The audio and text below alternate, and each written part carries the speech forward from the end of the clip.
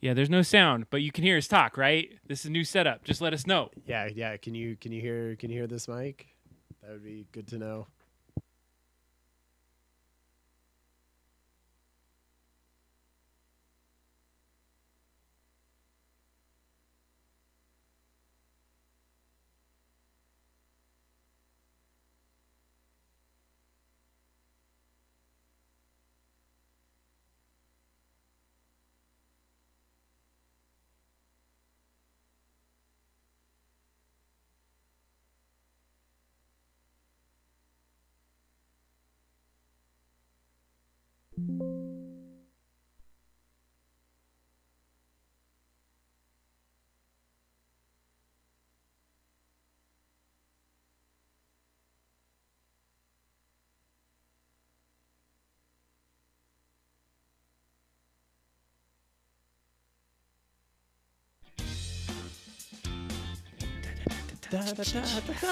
Oh yeah, Double Drop Down. Yeah, come see.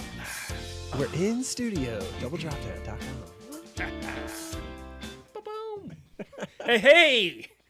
New studio just dropped, and we are going a cappella for the intro music tonight. Yeah, we understand there wasn't music, so we were a little behind in the times right here, and we should add some music. So if you can hear us out there, you gotta let us know. Well, Adam, so we'll let Adam talk about it, but I think at the very top of the show, it should be said that we are in this room because Adam basically tore down the entire set of Double Drop Down between last stream and this stream and rebuilt it from those ashes as a phoenix that has risen as our new studio. But still some things needed to work out, so we're in the studio, but it's running smoothly from what I can tell. It's I can't tell at all. As of last night at 11:30, we were dealing with issues on this, and so one of the things right now is we're streaming on Twitch and YouTube simultaneously. Yeah, and that's a new capability with the new rig. Right. Love and it. So we're going to be tuning this up. You're going to get some other music. I have zero clue why we didn't hear any music today. Don't gotta be honest. I tested it with Disturbed and he saw it. So we either are in an ad break or whatnot, but we're going to need a little feedback that you could actually hear us. So if you could give us that, we're going to continue going on the show. Yeah, because if you can't hear us right now and it is just muted, we'll have to stop the show and do a little, and restart. Yeah.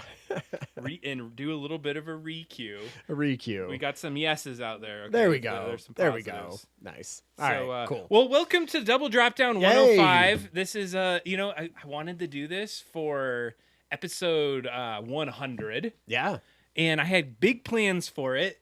And a damn deer jumped in front of my truck last year and screwed up the plans. So you could blame that deer for the delay at this amazingness that we have you, deer. God. But I invested some time. We got a new studio. I feel like it's like new. I mean, this looks, this is the classic studio background that you've seen before. But everything sort of behind these monitors and cameras are brand new, with including the giant awesome computer that is running everything. So I'm gonna try something. Let's see here. This is a little risky. Mm-hmm. Let's see if it works. Okay, no, that's good. Right. That wasn't the risky part. Here we go. Oh. Let's see here. Woo! Check that out. Nice. Hey. We had this before, but now look how clean it is. Good. So nice. So beautiful, right? We can go over to, oh God, I had these positions set up. If anyone's just listening to this, Adam's showing off his closed circuit television camera view from the upper corner ceiling cam. Yeah, but we got to show you this. This is what is streaming the show. It used to come out of a computer before. Oh man, look at that. It did not. Look at all look at all these little buttons and boxes and beepies. Man, it's like a friggin' Star Trek dashboard. It is. So be proud that this thing is even running in any capacity. Running at all. If you can hear us at all, it's a miracle. Great job, Adam. I know that is you are good at it and you have a passion for it, and that's why I love you for doing this, because, whoa, man, even my really simple one is on fire all the time. So bless you. It's a nightmare to deal with, but we will have more music. We'll figure out that music thing. It was actually working. I don't know what's going on with it, so that's something I got to figure out in a future thing. Yeah, exactly. But we're gonna be replacing the audio completely next time, because if you're on your phone right now, you're probably like halfway up on your audio.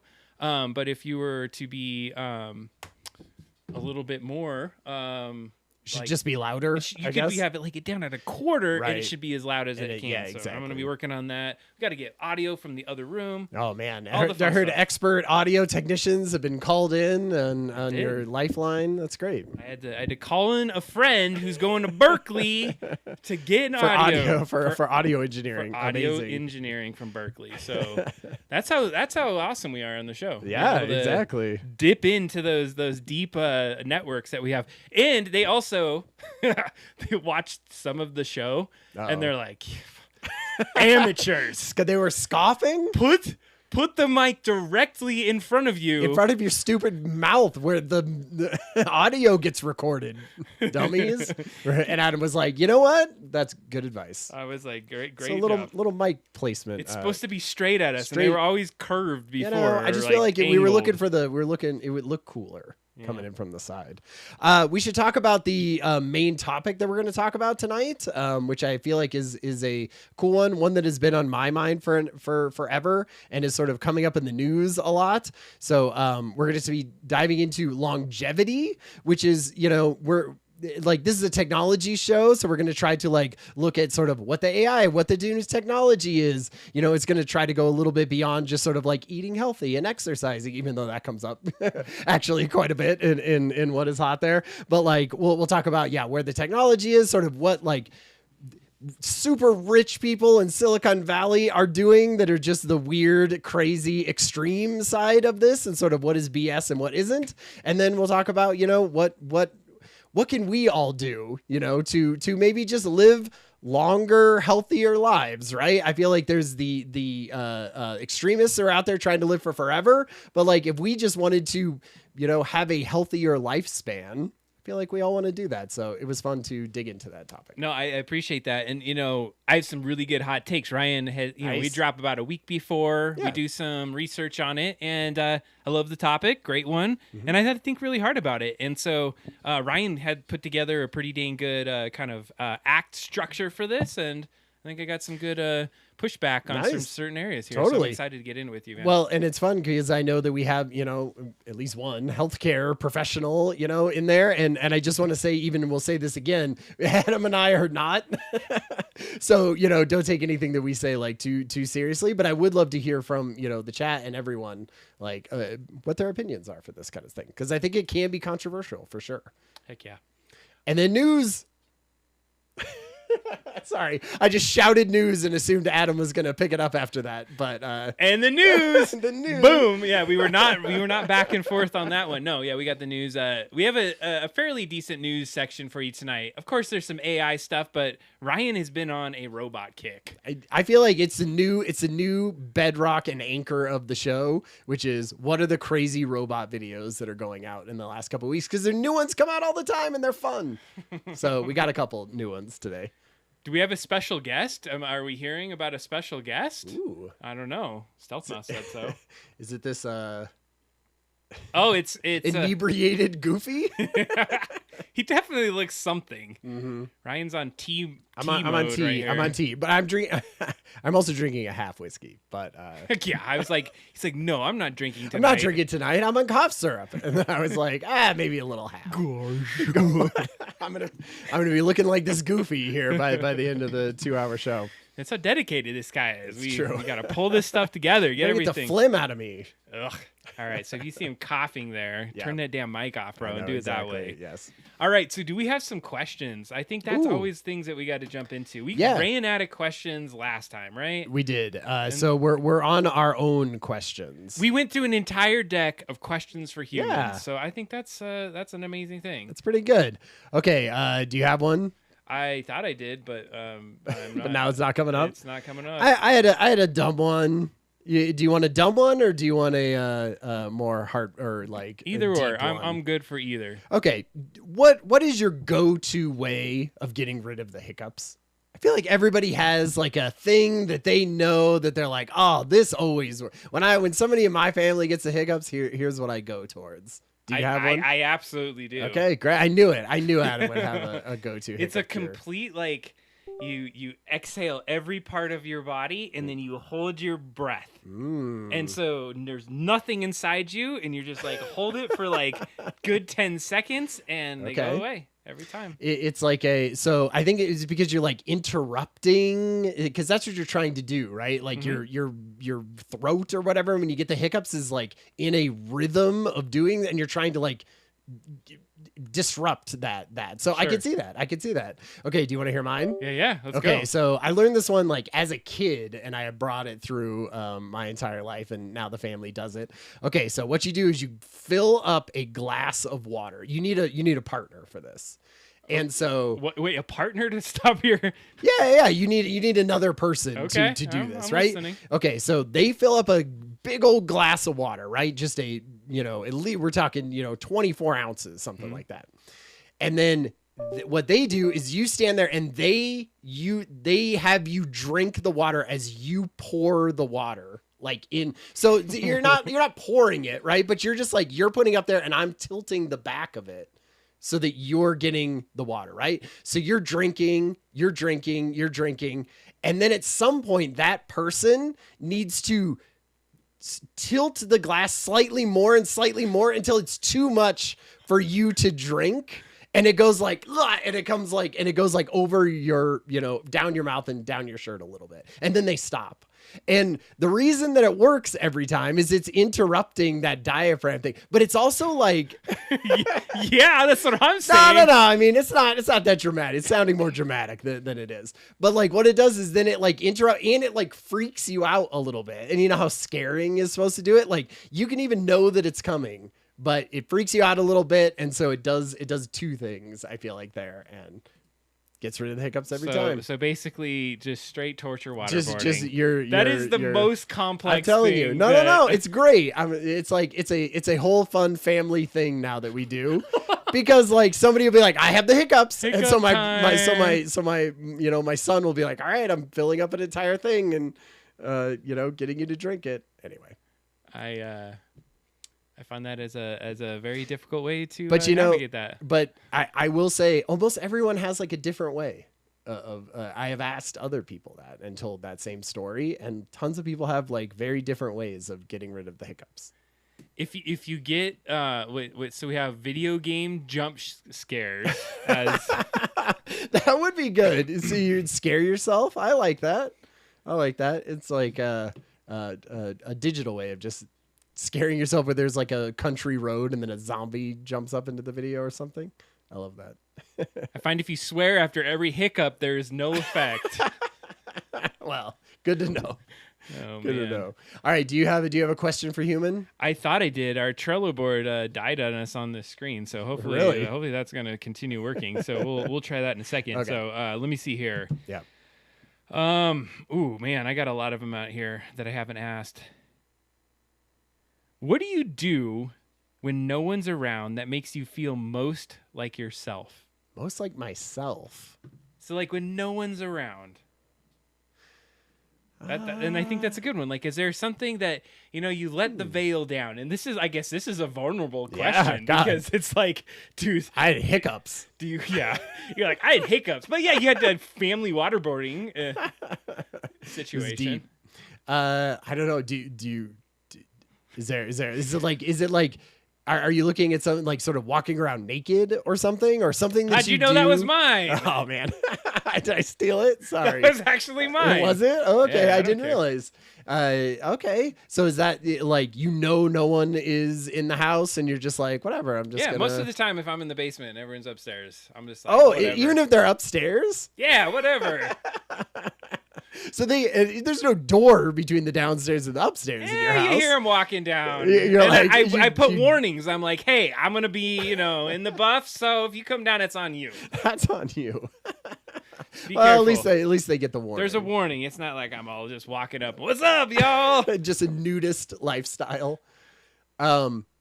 Yeah, okay, that's a good one. That's a good one. Do you feel like you would be a nudist if society 100%. would? Okay. Oh yeah. Yeah. Oh yeah. Nice.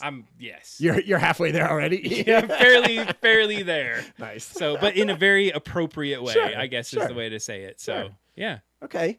I would say a thing that I do when nobody else is around is definitely I talk to myself a lot more. Oh, really? Like out Just loud? out loud, Like straight up verbalizing? out loud. And I feel Wow. like it starts typically. I'm like, it's as if I'm having because I do this a lot where I sort of feel like in my head, I have like one side or my side of a conversation. And then like with other, like ideas that I'm throwing around or ways that I would articulate things, right? Like I will often pause I know when a podcast is really good because I will pause the podcast in the car and like give my 2 cents as You'll if I talk was to on it? and I will just like say those words out loud. And it's not like I'm like, oh, I think it's going to respond or whatever. It's just like, I need to Sure. get out what my thing is because I have something that I want to like, say. And so I will just like speak it out loud and talk the whole thing out loud. And I find if I'm alone too long at the house, because I do work from home, Sure. right? And so Kathy will be gone for a whole day doing her job or whatever. And I'm like, yes, Michael Azul, I can't, if I don't stop myself, I do talk during movies. Oh, God. But like at home, I'm not like I You're not know that guy. I'm not that guy at the movie theater. Okay. But I will just start like sort of monologuing as I'm walking around thinking about I'm verbalizing the things that would normally be in my head. Which I don't know if that's healthy or not. I don't know what Like, that but like out loud. Does people Out loud. do people catch you and like say, Ryan? No, what are you because no doing?" one's at home. Because I'm either like say I'm in the car driving, right, and there's Okay. no one there, and I'll do Okay. it, or if there's just I know there's no one at the house, right. That's Anyway. that's a good way to bring that out, Ryan. That's just a thing. I don't know what it means, but that's a thing that I do when no one's around. Do I talk during movies? Maybe I talk during certain movies. Okay. Certain people ask me questions, During and questions then I during answer movies? questions, and then I like maybe say too much after in that way. I feel like there's movies where you're like, maybe you've seen it before, or it's sort of just like a B sort of crappy movie. And it's like, it's fun to talk with other people during the movie, right? Like you're watching it at home and you're ragging on it, or it's just nobody really cares. I feel like it's fine then to talk to the movies. Now, if we're all like, oh, we're all going to sit down and I really want to watch this movie that I've been waiting for a long time, and people are talking during it, I'm like, shut up. I only do that with you, Stealth Mouse. Ask you okay. questions and things like that because you said you've seen the movie. If I would not interrupt you otherwise, but I'm also very predictive of movies Oh, like you're trying to predict them? because I'm like, oh, this is gonna happen. The okay, one sure. thing that happened one time that was really funny is I was watching some rando movie I'd never seen before, and then I was almost mystery science theatering it, and there's this moment this person's looking for a dog, and I was like, Fluffy, and then literally in the movie they're like, Fluffy. I was like, Nice. oh yeah, I predicted that. Yeah, like, I could write this. I'm sure that's lovely to sit around with, and because imagine most of the time you don't predict it. Compulsively quote lines from movies if you know I them. I get Yeah, that that's sometimes. a big Kathy, one. my wife, has to tell me like, we watched Shaun of the Dead. Yeah. Because Trenton, he's getting older. We can watch rated R movies, and Weston was gone, so we're like, what would be a fun rated R movie to watch with Trenton? And so we picked Shaun of the Dead. And I was like, oh man, I forgot how many like quotable lines there are in Shaun of the Dead. And I was doing too many of them at first. And Kathy was like, you're ruining it. It's like, okay, you're right. I also realized how maybe terrible of a parent because the fact that you ever looked at a rating of a movie, my kids have never. Adam's kids are just like free range.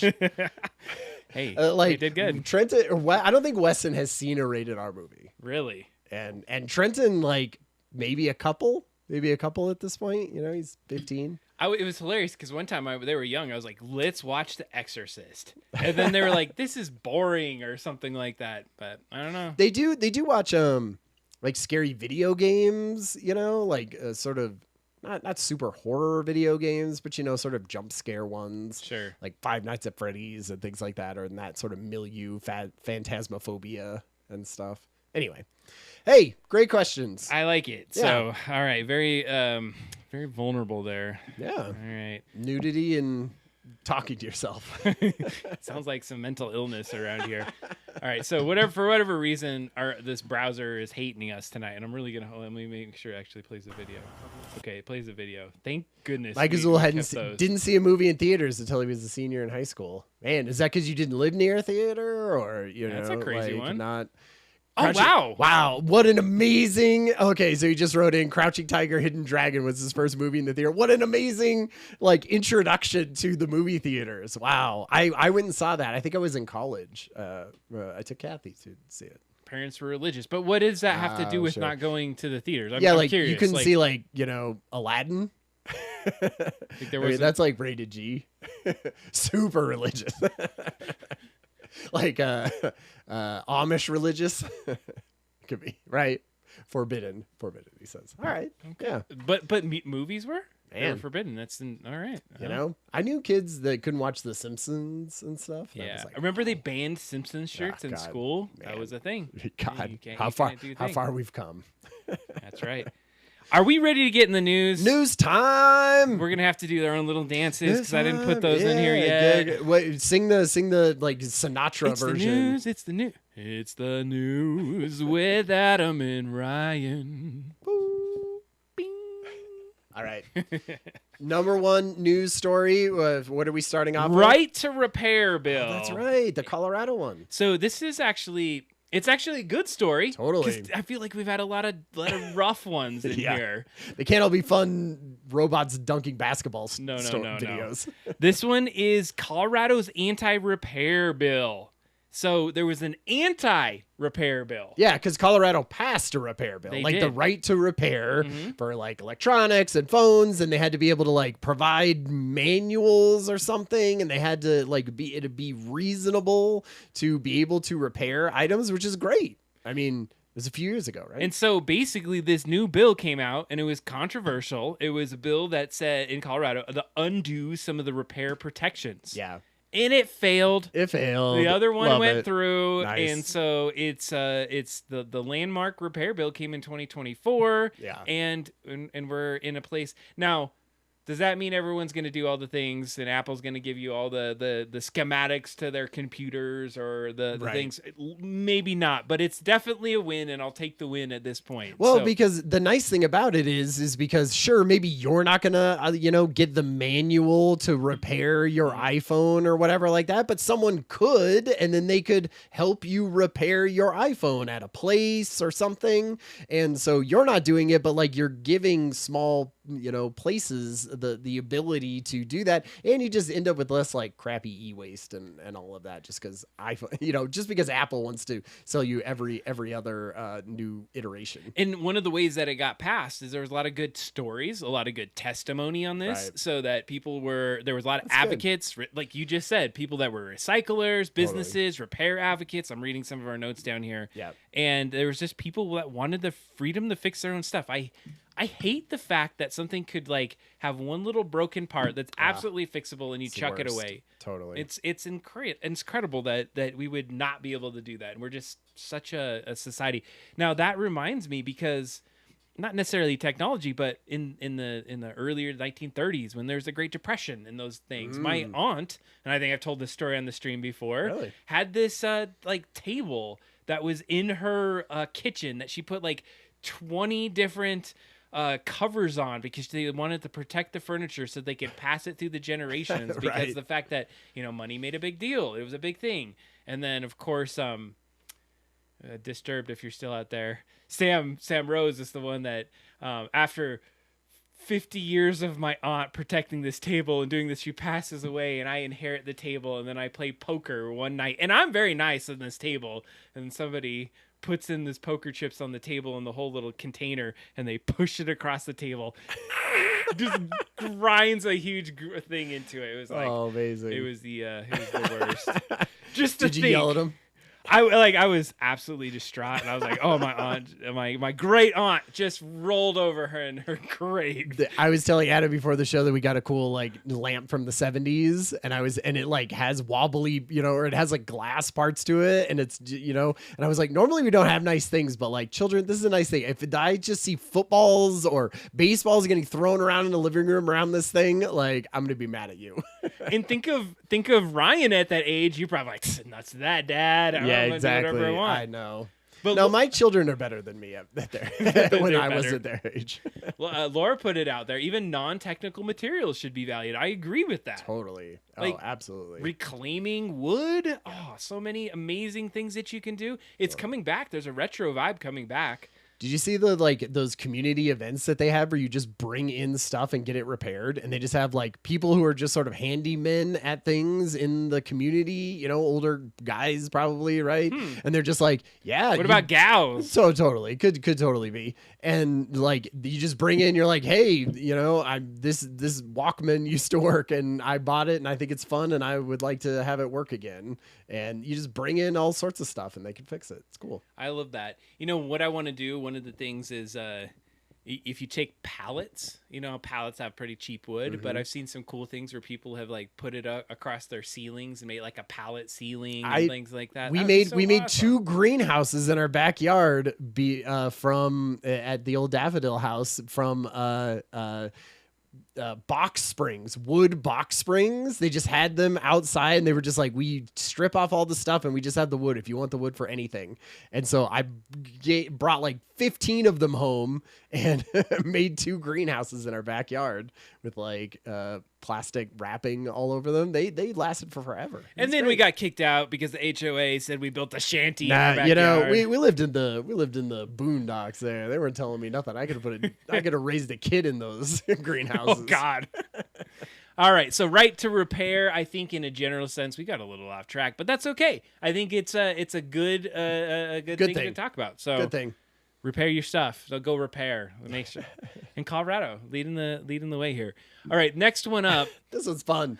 Okay, so this got brought up in our Discord. If you're hanging out on the Discord and help me understand this. Okay, so this is a thing that I had heard. It came out in a couple of weeks, and it went around. Basically, OpenAI and ChatGPT had a bit of a goblin problem or a troll problem or so, not in the literal sense or of a troll online, but basically what it was is like ChatGPT kept bringing up goblins like all the time. It would bring it up when it had to give you an ASCII drawing. It was coming up with metaphors around them. It was using them all the time in that.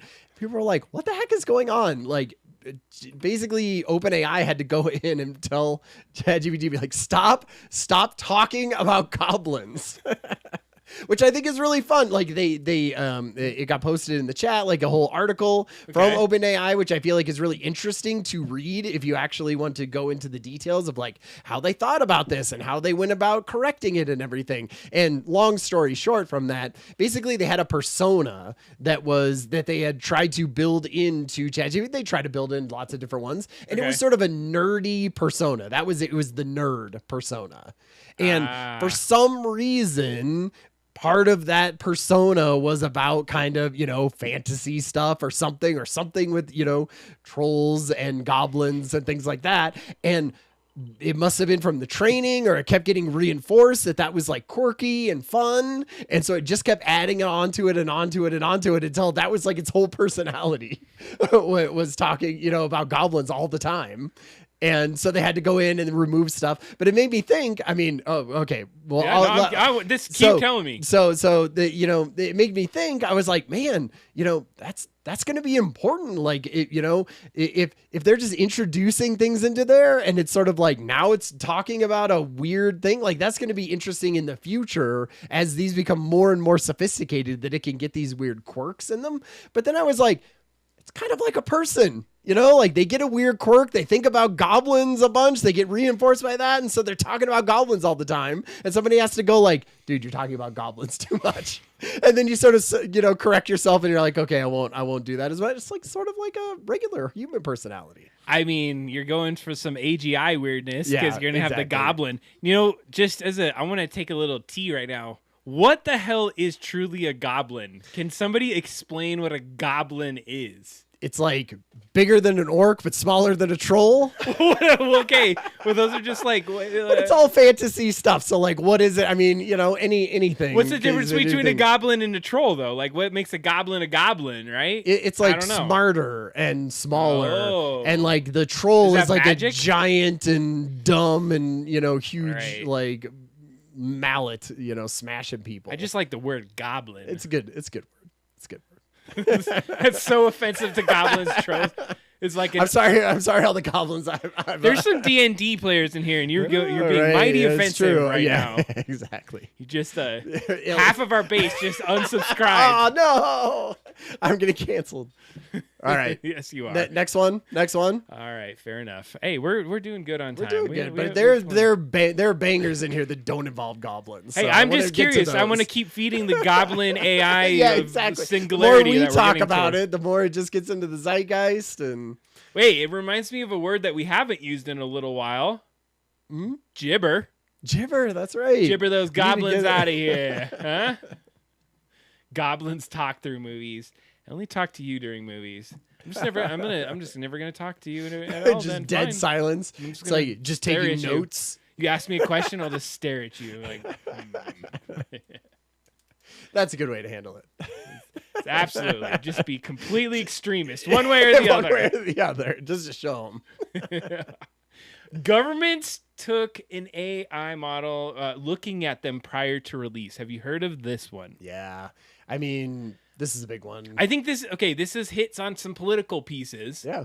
But the big story here is there was this new model that came out from OpenAI, or not OpenAI, Claude. Yep. And it was called Mythos. You may have heard of this. We talked about it last time. And it was so strong, so immense that it went in and started finding errors in code that had been like 20, 30 years old. And they were like, holy crap. This thing- 0-day bugs. like, but instantaneously, and there would be no way to keep up with it and Yeah. figure out like how to patch all this stuff, how to prioritize this. It would create a massive amount of cybersecurity risk. Yeah. And so as that started to come out, and I feel like, I don't know, I feel like there's a little bit of BS on Hype. why the government would want to be in part of this. Oh, sure. Yeah. But they're saying now, the White House, they're saying they're considering a review process for advanced AI models before they go to the public. So ones with like cyber abilities. So if you think about it, there's a lot of cyber attacks. There's a Yeah. lot of things happening. If you go Right. look in the news right today, there might be something that you would see that's interesting happening Mm-hmm. that I will not talk about. But there is also there's a working group that they're trying to frontier. Then say, hey, we want this to launch and get out there and have people focus on cyber risks so that we can start to have some early assessment on these models. And I feel like, I don't know, is that an overreach of the government to have to look at the models? It feels like a 180 pivot from where we've been and Yeah. what we've been talking about. Well, it's like this, the government that we have right now has been accelerationist AI, right? Mhm. They have been pro-business. You know, they have been trying to keep California, keep Colorado from passing laws that restrict AI companies, right? And so now they're saying like, actually, we want to see these AI models before they came out. So either one, they're being like, we don't want anyone else to regulate. We just want to do it, right? So that's one take you could definitely have on this. The other take is that like they saw the power of some of this like Anthropic Mythos model about finding hundreds of day zero bugs in software. And they probably have crappy software that could definitely get hacked with stuff like that. And they went, man, imagine, you know, if we were arguing a lot with one of these companies that came out with that, which they are. They're in a huge fight with Anthropic right now about like how those AI models get used. And they have the most powerful ones that can hack everything. And so they're like, ooh, maybe we should take a look at those those before those come out. And to be honest, I do sort of, I mean, I'm the type of person I like have more trust in a government that is, you know, well run and that could do those things. And I feel like if you're not, if like, who do you want to police them? Like, do you want themselves to police them? Cause like, I don't feel like that happens. They just want to make more money. Right. And so like the only one left who is big enough to police them at that point is a government. And so I would say I think I'm highly skeptical that the expertise of our current government. I don't know like, if you've heard about some of the apps totally. that they've been putting out well, lately like, and so, that crap. So is the only issue you have is the government that is in the government right now? So, like, you would be okay with this if it was a government that you particularly had voted for, perhaps? Not necessarily. Like, I feel like that, number one, there's a risk because even it doesn't matter which government's there. It's like it's going to be so variable as to who's going to do it. So then that introduces bias. Yeah. Favoritism, you know, they're going to go in there and look for certain things so that it outputs, you know, whatever they want it to output. Is it better than no laws, though? I don't know. This is where I get into that weird mode of, I mean, because it's got to be trade-offs. There's not going to be one where both are happy and there's some great middle ground, I don't think. Like, it's sort of, you got to do... It slows something down. Maybe that would be the only benefit. But if they go in there, so, like, what happens? We shouldn't release that. And then what? Screw you. We're going to release it anyway. Like, what, is there going to be legislation that says you can't do that? It has to go through this process, and then I mean, you could stop companies. You could stop companies from releasing things. I mean, there are things that you can't. Yeah, like there's companies can't release child pornography. Yeah, but we're not talking about that right now. But we're talking about something like that. You would say there's a thing that you have right now that is illegal to release because it is going to sow chaos. But how does it make the policy? Where does the policy come from? There's nothing that states you can't do that right now. So that you can't release something? Yeah, why would you not be able to release a tool like that? I guess like because that's why you can't put you can't like put out on your platform a thing for people to download that is like dangerous, I guess. Like you can't put malware out to just have people download and not get in trouble for that at all, and just shout it from the rooftops that you have a virus in your thing. If you're like, hey, here's how this works, and you can learn about it, and you can probably make all these different. I don't know. I feel like there's consumer protections against that kind of stuff to say like, you know. Your company gets in trouble if it puts out things that are like blatantly illegal, and if a hacking software, a thing that can you know hack any system, you're just putting it out as like for funsies, a thing that talks also about trolls occasionally. Like I don't know if that's criminal negligence. That's criminal negligence. I like that. Right. Well, and this is funny. I feel I want to like sidebar quickly. Like this is what it felt like to talk back in the 90s when we didn't have something to go fact check ourselves. Right. We're like, hey, is there a law? How is that thing? Right. Is that a thing? I'm sure somebody could check it immediately and be like, all right, this is how it goes. But yeah, no, going back into the topic, I don't know. I feel like at this point there's somebody that sees, hey, there's a lot of power in AI. There's a lot of power in being able to release this. So we want to check it first to make sure that we can't use it in a way before it starts to go elsewhere. Yeah. No, I mean, it's something that, I don't know. We're just going to have to watch, I guess. Like, what do you do? What do you do? So, I mean, a question to the chat is this about safety? Do you feel like it's political control? Is it both? I mean, probably a little of both, but I'm curious. Like, would you decide? Like, would you want to have somebody decide? And like, what would dangerous? What would be? And I know we have to move on, but like, in your opinion, what would be like a better option? If you could just have, you know, if in a perfect world, what would it be? Like a independent, outside, funded by something, not businesses, that like looks at AI models and decides whether or not they are like to the benefit of humanity to put out? I think it would be another AI. It'd be like an even smarter AI. or not smarter AI. Or not smarter, just whatever. Like you'd have to build some sort of exactly. Mike Azul says a UN inspector. Right? Like, which is sort of a bipartisan, outside, worldwide thing. Gosh, it'd be great if we had a government who even cared about the UN or any of those things. I feel like you just got that from the president game that you just did. So That's he's true. bringing in some good knowledge on Policy, this. yeah, exactly. Did you win the games? Mike Azul is an expert. If you go join the Discord here, he is a video or a board game fanatic. And man, I looked at that. I zoomed into a picture he just did. It was, what was the game called? It was Mr. President, yeah. or it was pretty awesome.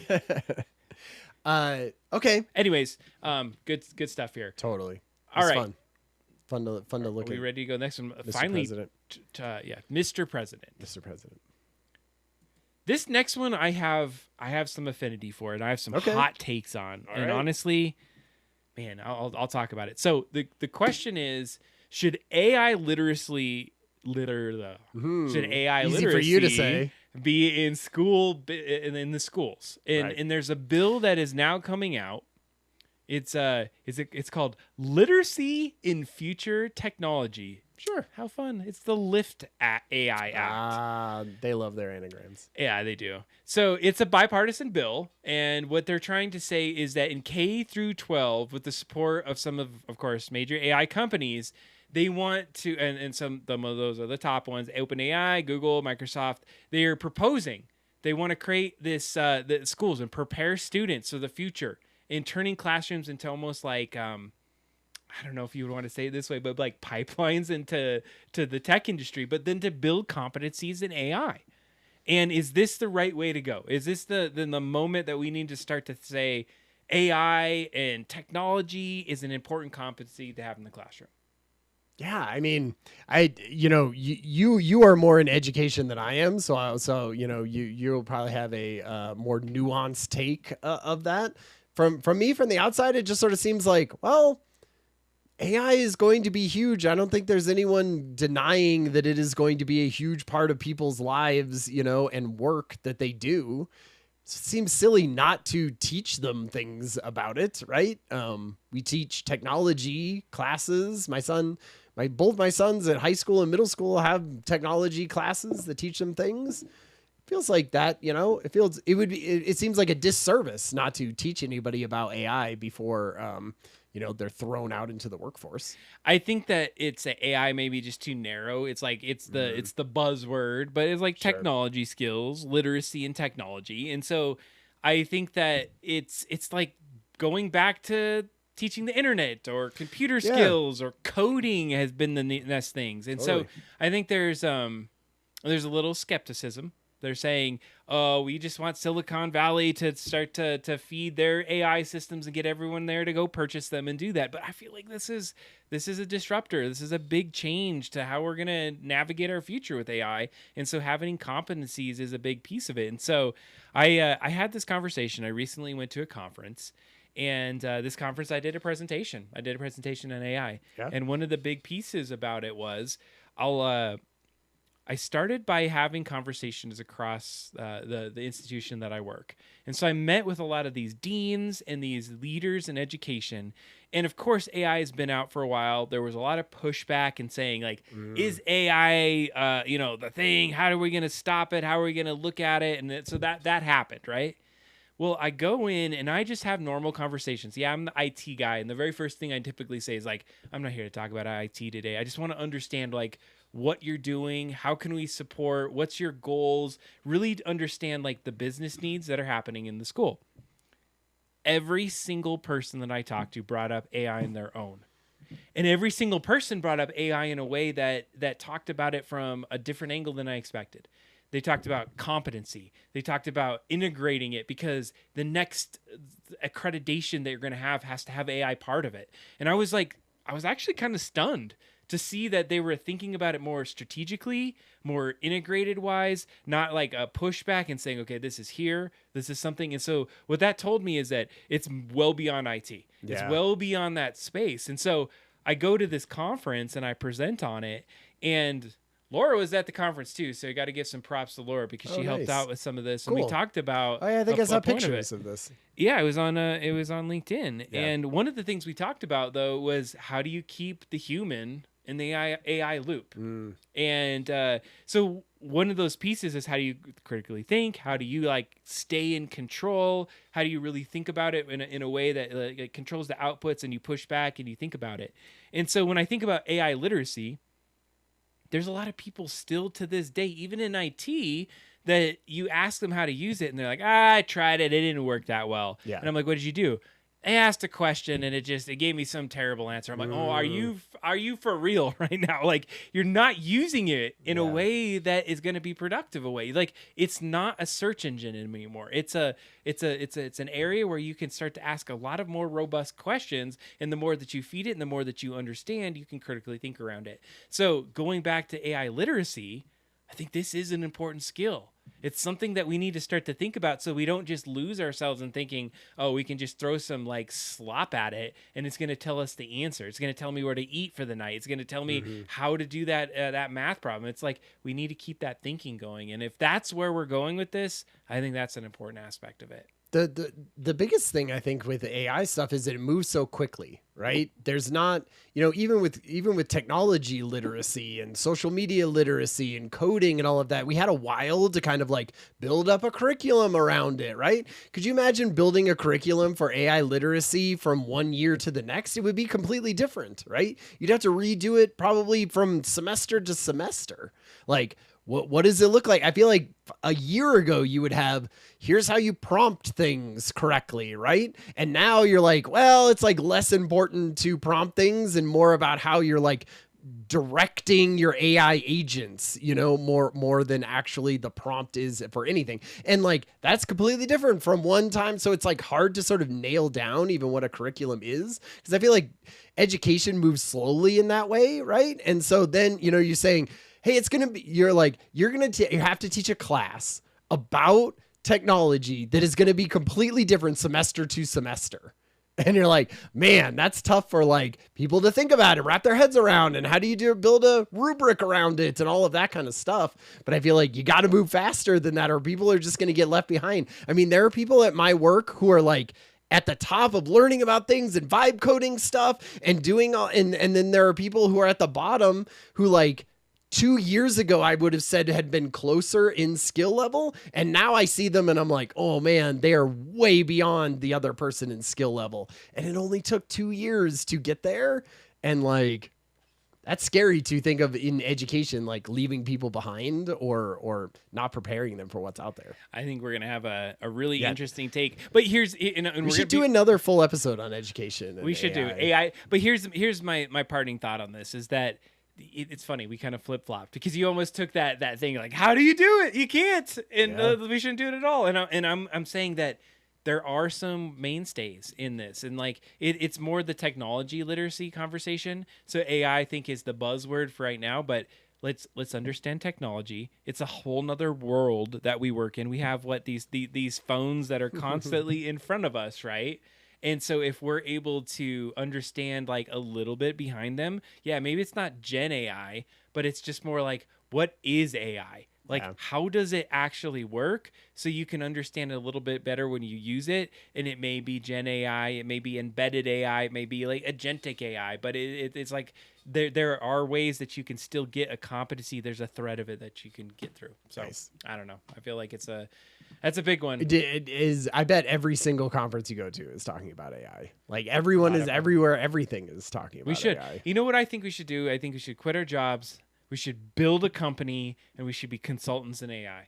Nice. Honestly, I feel like we could do that. We'd be good at it. Consulting companies, I guess. I think you could just build a package. Here's our business plan. We go out there, and anybody You've thought of this, obviously. Anyone, absolutely. So anybody in the stream tonight, you're part of your business partners. Welcome to the welcome to the business. So we start the business where we go out and we say we're going to help educate. We're going to help work with you to develop and employ AIs at your organization. We're going to work with your staff or whoever is going to be there to use them appropriately in a way and we're going to like align it with your business objectives, and we're going to show you some growth plans and literacy plans. Nice. And we're able to build it out. I think it's something that we can absolutely do. Boom. Put it on the books. It's there. It's the Double Drop Down Consultancy Agency. Double Drop Down LLC coming to you soon. Honestly, I'm going to open that. It's coming. All right. Sweet. It's happening. Sweet. I just love this next name of this one. It's called Pod slop. Pod slop. Give me a pod slop shirt. All right. We should get that because we're like, you know what? Let me start it, then I'm going to pass it to you because I've been yapping too long. I need to take a drink of water. Pod slop is I feel like this is the thing that happens to, I don't know if it's just me, maybe it's a you and me thing, but right when we get into something like podcasting or streaming, there's always something that comes up and like almost usurps us. Like we get in right when, like if we were in YouTube right when it started and we're doing a talk show, we may have been in a different place. We might have had like a whole different thing, but like we waited and now here we're having it. We have a show. We don't have billions of followers. We have a lovely crowd that's with us and we love y'all. But I'm saying it so now AI is just slopping out podcasts. You go and say, I want to learn about farming. And then boom, you have a full podcast about whatever kind of thing you want to farm about. Sure. And you put it into Notebook LLM. Yeah. And you have a whole podcast on it. I mean, in some ways, this is it's like, amazing. We talked about this sort of at the creativity discussion that we had last time. Is I feel like in some ways, if you just want to learn about the 101s of farming, you know, like it's fine for it to be pod slop, you know, because you're like, it's sort of a utility. I kind of just need it to do a thing in the background. It doesn't need personality behind it. It doesn't need to be that, you know, entertaining, to be honest. It's just sort of like, I need to learn about this and I want to hear about it and no one else is making this. And so great. It is there. And, you know, that's a difference between, you know, like they were talking about AI music and they were like, oh, some people just in the background and they're just sort of listening to it as part of it, but you're probably not going to go and buy the t-shirt of the AI slop music that you're listening to, right? Or like, you're not going to go to the band of there. Maybe you are, maybe at some point, but probably not nowadays or like now.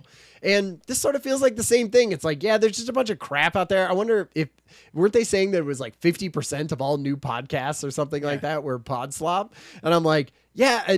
And how many of those have 0 listens?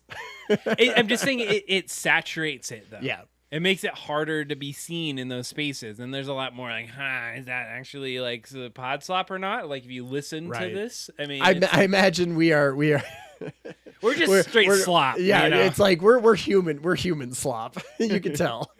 You know what might be going for us is that we're scrappy and we're not perfect. We're rough around the edges. You know, not every word is my perspicacity isn't there all the time. Oh man, you had to use that word. I love it. Help me get perspicacity in my vocabulary. Exactly. What's that mean? Perspicacity means like your ability to come up with the right thing to say at the right moment. Ooh, I love that. Yeah. I'm going to use my perspicacity. Perspicacity. Perspicacity. You know, I learned it from The Simpsons. Of course you did. Lisa Simpson said it. That is a completely cromulent word, my friend, and it biggins the hell out of me. All right, next up. What do we got? Yeah, because we're getting close. We got to get to the main event tonight. Oh, man, we're getting into robot territory here. Oh, crap. Do we have a video on this? Or no, we don't. No, we could just talk about it. Basically, you know, robots have been getting better. We've been talking about it. You know, we usually have a fun video to share. We will today, too. But, hopefully. You know, the thing with robots is, you know, in a lot of ways, what I want robots to be used for is for the types of jobs, you know, that are the loudest and, you know, most dangerous and the jobs that we don't really want people doing because it could injure them. Right. And part of that is one of the ways is, garbage collection, like separating out recycling from other garbage so that we can recycle more. But like nobody wants that job. That's like not necessarily like a great job for your back and for, you know, it's like super repetitive and all of that. Right. But you need those, like, you need your depth perception. You need to be able to look at things. You need to be able to pick it up with your, like, you know, dexterous hands. And this Chinese, I think it's a Chinese company, was basically saying that, like, hey, they sort of figured that out. They, like, you know, they have one of those robots that's sort of the top half with the arms and it's got lots of sensors and it can go in and it can start, you know, taking out recycling off of a conveyor belt as it goes by and picking out the recycling and leaving the garbage. And I was like, man, that would be so much better. Imagine if everyone could just throw away all their garbage but a robot, because we could, you know, manufacture 50 robots to pick it all out for every neighborhood. We'd be recycling so much more and reusing that. And, it's sort of a job that, necessarily we think is a super great one for society. So I like the concept. I would like it even more if the robots had to like somehow find the right things to power themselves so that because you're like, we just recycled all this, but it took us how much coal to recycle to do that recycle. No, but I think there's a lot of hot takes I have on this, because this is what we fear, right? It's like moving into industrial jobs. It's starting to take people's positions away. And we're getting into a position where we're going to have this weird robotic future, and people aren't going to be having these. Like, to what you just said, somebody I think doesn't want their back hurting or whatnot, but it puts food on their family's table. Yeah, exactly. Like, what are they doing? You can't go and tell them like, oh, go out and be social media managers. No. There needs to be sort of a lower level of job that those that they could do. But I also don't want people to necessarily like. I mean, there are dangerous jobs out there, like super dangerous ones where, you could get hurt really badly by doing them, or I don't know. It just feels like there are some places where I go like, it'd probably be better if we had a machine doing that, because we do that already. I mean, we use machines to build things and to do stuff already that is too dangerous for humans. I agree, and this is where I get to this weird zone in my brain, because I know myself, but then I know maybe how I've seen other things. And so I will meticulously throw a corner ripped off piece of cardboard in the recycle. Right. And not we will take cans from the thing, and if there's no recycling, I put them in my bag and take them home and throw them into our own recycling. And then I pass a freaking distribution company, and they're just shoving trash into like a thing that's like more recycling than I would do in a year. Yeah. And so I just feel like there's like, if it's recycling or something, like it would create bad habits. We'd just be like throwing crap in there and like, the robots are going to sort that crap, or like we're going to be lazier and we're not going to be mindful about some of those next pieces. And it also makes me think, like, we've been talking about the big jobs, the knowledge jobs, and the AI. Like, there's these multiple battlegrounds happening in different layers of our society. Yeah. Think about all those jobs you just described, the ones that are harder, physical labor, hot, noisy, and dusty. There's people that are like, oh my God, like the safety is going to be so much. We won't have to pay out on all this like hurt things. They'll work 24/7. If we put in like top half robot buddy, that's going to do all this stuff for us. And I don't know. I think we're going to get into a really dystopian type of future. I guess the opposite way though is like you have children in coal mines, right? Like you need stuff to be done, and you need people to do them. Like I want people to be now, if this is an economy thing and it's like, okay, we have to pay those people something and we need them to do things. Yeah. But like, I want them to be doing safe, normal jobs. And like, maybe it's just, those jobs probably pay a lot, or maybe they pay more because they're dangerous, but I don't know if that's necessarily a great way to, or they just, but that's the thing, is I don't know if, I think that's going to be different. Then we're going to like, how do we pay people less? And then there's too many damn people in the world to be able to pay, and we're going to be in a really rough off spot. Yeah, I mean, this is where we talk about UBI and all of that kind of stuff. Which we don't have to go down that rabbit hole. We do not. All right, I'm going to try to do this. Let me like cross my fingers and hope. Oh, it's working. Wait, do we have us? We have us. And us. Let's see. Can we opaque us? Oh, we do. Wow. I mean, something's working. We don't have audio on this one. Ryan, walk us through what we're watching right here. So this is the main robot video of the whole night. I just thought it was this is sort of a montage for people who aren't seeing this, like a robot, and they're trying to show off the dexterity of the hands. Jeez. And so what it's doing is it's doing some things that's like cooking an omelet. It's using pipettes in sort of a like scientific, setting. It's not even scientific. That's just like normal hospital work. If we were hearing this in the background, like it's basically playing the piano the entire time. So it's, it's just on a piano and it's playing the piano with its fingers. It has, what I would say is sort of normal 5 fingers and a thumb. It like sort of looks like a human hand in that sense. But if you'll see even how it's using now, like it sort of sometimes uses its hand in a non-human way, like grabbing multiple things in between multiple fingers. I do that all the time. I mean, sure, but it's not like your normal, like thing to use my toes too. Exactly. When you're just naked walking around your house. Hell, I do. Hell yeah, I do. Well, at least it's only those appendages that are picking things up. You don't know. Hey-o. So anyway, so in this video, it's like it's making an omelet, it's cutting up the tomatoes, it's sort of making a smoothie, it's wrapping cords. I think it's trying to show that like, hey, this is a thing that has the mobility of hand to to do more advanced things than we've seen before. I will say it does look a little creepy. It looks like a black gloved, robot hand, which is a little weird. And it's saying it's running autonomously, and this is 1x speed. So this is real time. How, because sometimes they'll show them sped up 10 times or something.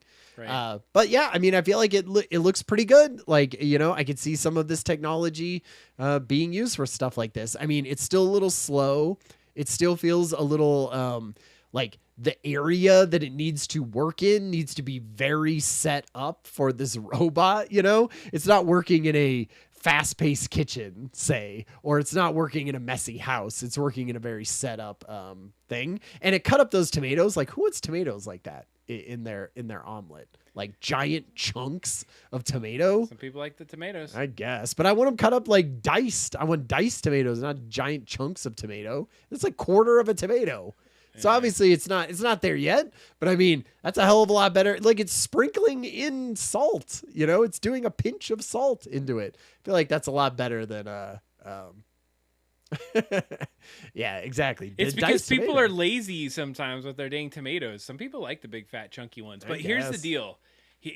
Okay, absolutely scary in a lot of ways. And one of the things that I think scares me the most is that was trained on other humans probably doing that. Oh, yeah, totally. So I saw this this sweatshop video. And I don't know if you can, hopefully people aren't hearing this. I think there was audio earlier. Somebody said there was audio earlier, by the way. But if you think about it, there are people that have slaved away at doing their craft, and that's what trained that thing. So I saw this, I hate to call it a sweatshop, but that's what it literally looked like. There was a gazillion people, VR headsets, yeah, things on their hands, cameras looking at what they were doing, sewing stuff. And they were just sitting there doing that. And that was their thing. And I don't even think those individuals knew what the hell they were doing. Sure. Like, I think they were just like, okay, company wants me to wear this thing on my head. Fine, whatever. And they were absolutely training themselves out of jobs. And right. And that's the hard part, is if somebody was like at your work right now, like, Ryan, we need you to wear this camera. We're not going to pay you. You're fired. You'd be like, that sucks. And did you see like Meta was doing that, like tracking every keystroke from employees so that they could train the AI on what keystrokes went into doing those jobs? Man, I mean, so it's coming for everyone. I feel like if you could do that, and you can, it's almost like the people who are most easily exploitable, I guess, at this point. But I mean, Meta employees, I would think that they would have some sort of leverage to say, no, I don't want every keystroke tracked. Just like a person who's working, in sewing clothes doesn't necessarily want all of their movements tracked. I don't know. All I would say is that I'm not okay with how it's being done. Yeah. Like, if we were doing it because we're going to train to make sure people aren't doing dangerous jobs, awesome. Yeah. But I feel it's like, we're going to do this to hire less people so we can boost that 10 times shareholder profit. Exactly, right? We get 10x this shit. Okay, here's a fun robot though. Yeah, tell me about this one, Ryan. So this came out a couple days ago, and what this is. The guy Already who creeping built. me out. I'm telling you that much. Yep. I was doing this is the creepy robot version one. The creator of like iRobot and Roomba and stuff like that. He's has a new product, and what it is it's a sort of four-legged companion called a familiar, which is has Japanese anime things going with it, and it's sort of a quadruped kind of dog / bear thing that can articulate, like moves in 48 different spots and stuff like that, and it can kind of like wiggle around, and it has an internal GPT like built into it. And so it sort of runs its own large language model inside of it. It has touch sensitive like fur or whatever, so that it knows when it's being touched. That dog was like, what the This F? dog was like, yeah, I don't care about any of that. That's why I cut off instantly, because the dog stopped caring about it.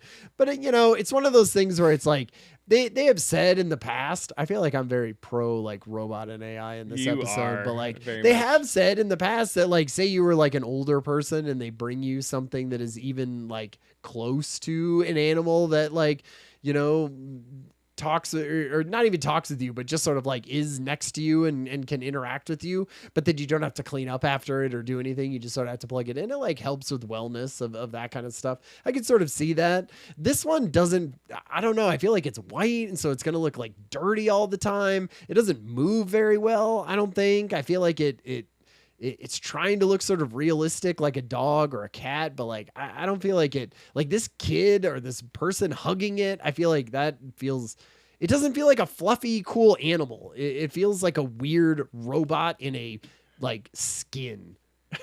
I would say that, I mean, I can get past that because you could go skin it in whatever the hell you want. I guess right? That's true. That would be my hot take on it, but it feels like, is that our future? Number one, I also see hey, we're going to take over all the familiars moment, and then they're going to come and kill us. Trap you in your room, and it's like smarter than you. That little familiar thing is like, has every clawed, thing in it, and is just you knows. See it like slamming the door and looking at you with red glowy eyes. Before you're like, I watched Megan. How's that far from Megan? Good videos. All right. Do we have one or two more? We don't have to. I mean, it's 9:12, right? Yeah. Maybe we just leave those last two for next time. So we don't have the transition. We're That's pretending fine. we push the button. It's the main topic time. It's the main topic. Ryan, take us away. Yeah. So this was a thing that. Like we talked about it at the beginning, we're going to be talking about longevity, sort of, not only lifespan, but also health span, like those are sort of two different things. Like lifespan is just literally how like long you are living, right? Where health span is like, how long are you at a healthy, age of that? And nothing's broken, nothing's, like you can live your life in a healthy way. Right. And so, basically we're trying to do like, hey, what can technology do to help boost that up for us? And in some ways, like we'll be talking about, crazy different ways that AI can do it, and ways that, technology and money can get you it in certain ways with medications. But we'll also be talking a little bit too about just sort of the nuts and bolts stuff of living your life and being able to like live healthier now that we have more knowledge about how our bodies work. And so, and to me, I mean, I don't know. I don't have any problem saying that I am 45 years old and I'm thinking about, like this is where you start like losing lots of muscle mass in you. Like things are harder. I'm sore longer. And so I am thinking in my mind, like I want to be able to live and, be able to pick up grandchildren at 90 years old, right? How do I train myself now for that inevitable future, or that hopeful future that I'm at, where I can still like be moving and doing things around? So this is a lot in the back of my mind, and I don't know, like we'll go through a few different acts here of looking at the different aspects of this. But I just, Adam, when you first saw me that I went in and talked about this as the topic for the show, what was your first reactions? Well, the first reaction is I love the title. Live long and probably prosper. Yeah, I that was was a like, good all one. right, this is pretty good. So good one. But it, the idea of the stream, the AI biohacks, or whether we're actually going to be able to live forever. It's like, it's very provocative. It's very like, hey, almost this is a problem we got to solve. Like death and mortality Sure. is something that we could just figure It's out. a disease that we could cure. We haven't got there. And so my first thing, I thought of a lot of the situations we've heard over time. I thought of a story that I had heard recently that somebody's like, somebody living today will live for like 500 years. Right. Like somebody's going to do that. And there is a way, because of technology and how it's advancing now, the quality of that life and Sure. and how that happens, who knows? But maybe it's the guy we're going to talk about in a little bit. But regardless, I thought of that first. And then I started to really like pull myself back and think about, why do we live as long as we do? What are the reasons you would want to live longer? How do you become more healthier? How do you navigate this different world? And so the three kind of main acts, without getting too much into it, is you talked about, the techs, that's in there, all the different tech that is available now. Yeah. Then like a little bit of like, how are we pushing that tech? And then really like the reality of it, like how are we moving forward? So I love the arc of it. And but as I dug deep into it, I actually had some hot takes. Yeah. So just to understand how the show typically works is that either of us will go in and get this this outline of where we're headed with something. And so when the outline comes out, we don't necessarily know. We typically break it into 3 different parts.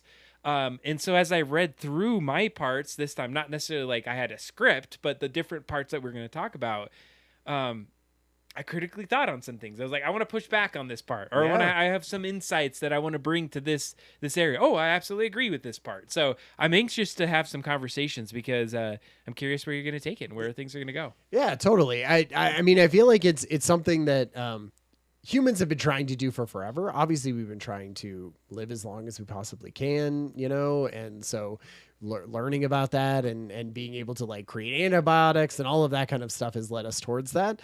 And but now I feel like even just with the technology with AI, it's like accelerated in what we're doing, and individuals can sort of start doing their own things too. So yeah, it'll be interesting. So do you want to jump into Act 1? Yeah. What my first question though is like, and this is a chat question. So if you're out there and you're thinking about this, is would you rather live like longer or better? Because I think that's another component of what we talk about, because longer means that you have to do certain things. But like, I feel like back in the day, it was you're 20 years old and you die. Sure, right. Now we're like, oh, you can go to 91, I think is the average, and you can live in fairly decent shape. But would you rather live, longer and feel younger a lot more of your life, or kind of push yourself through it? So yeah, take us through Act 1. Yeah. So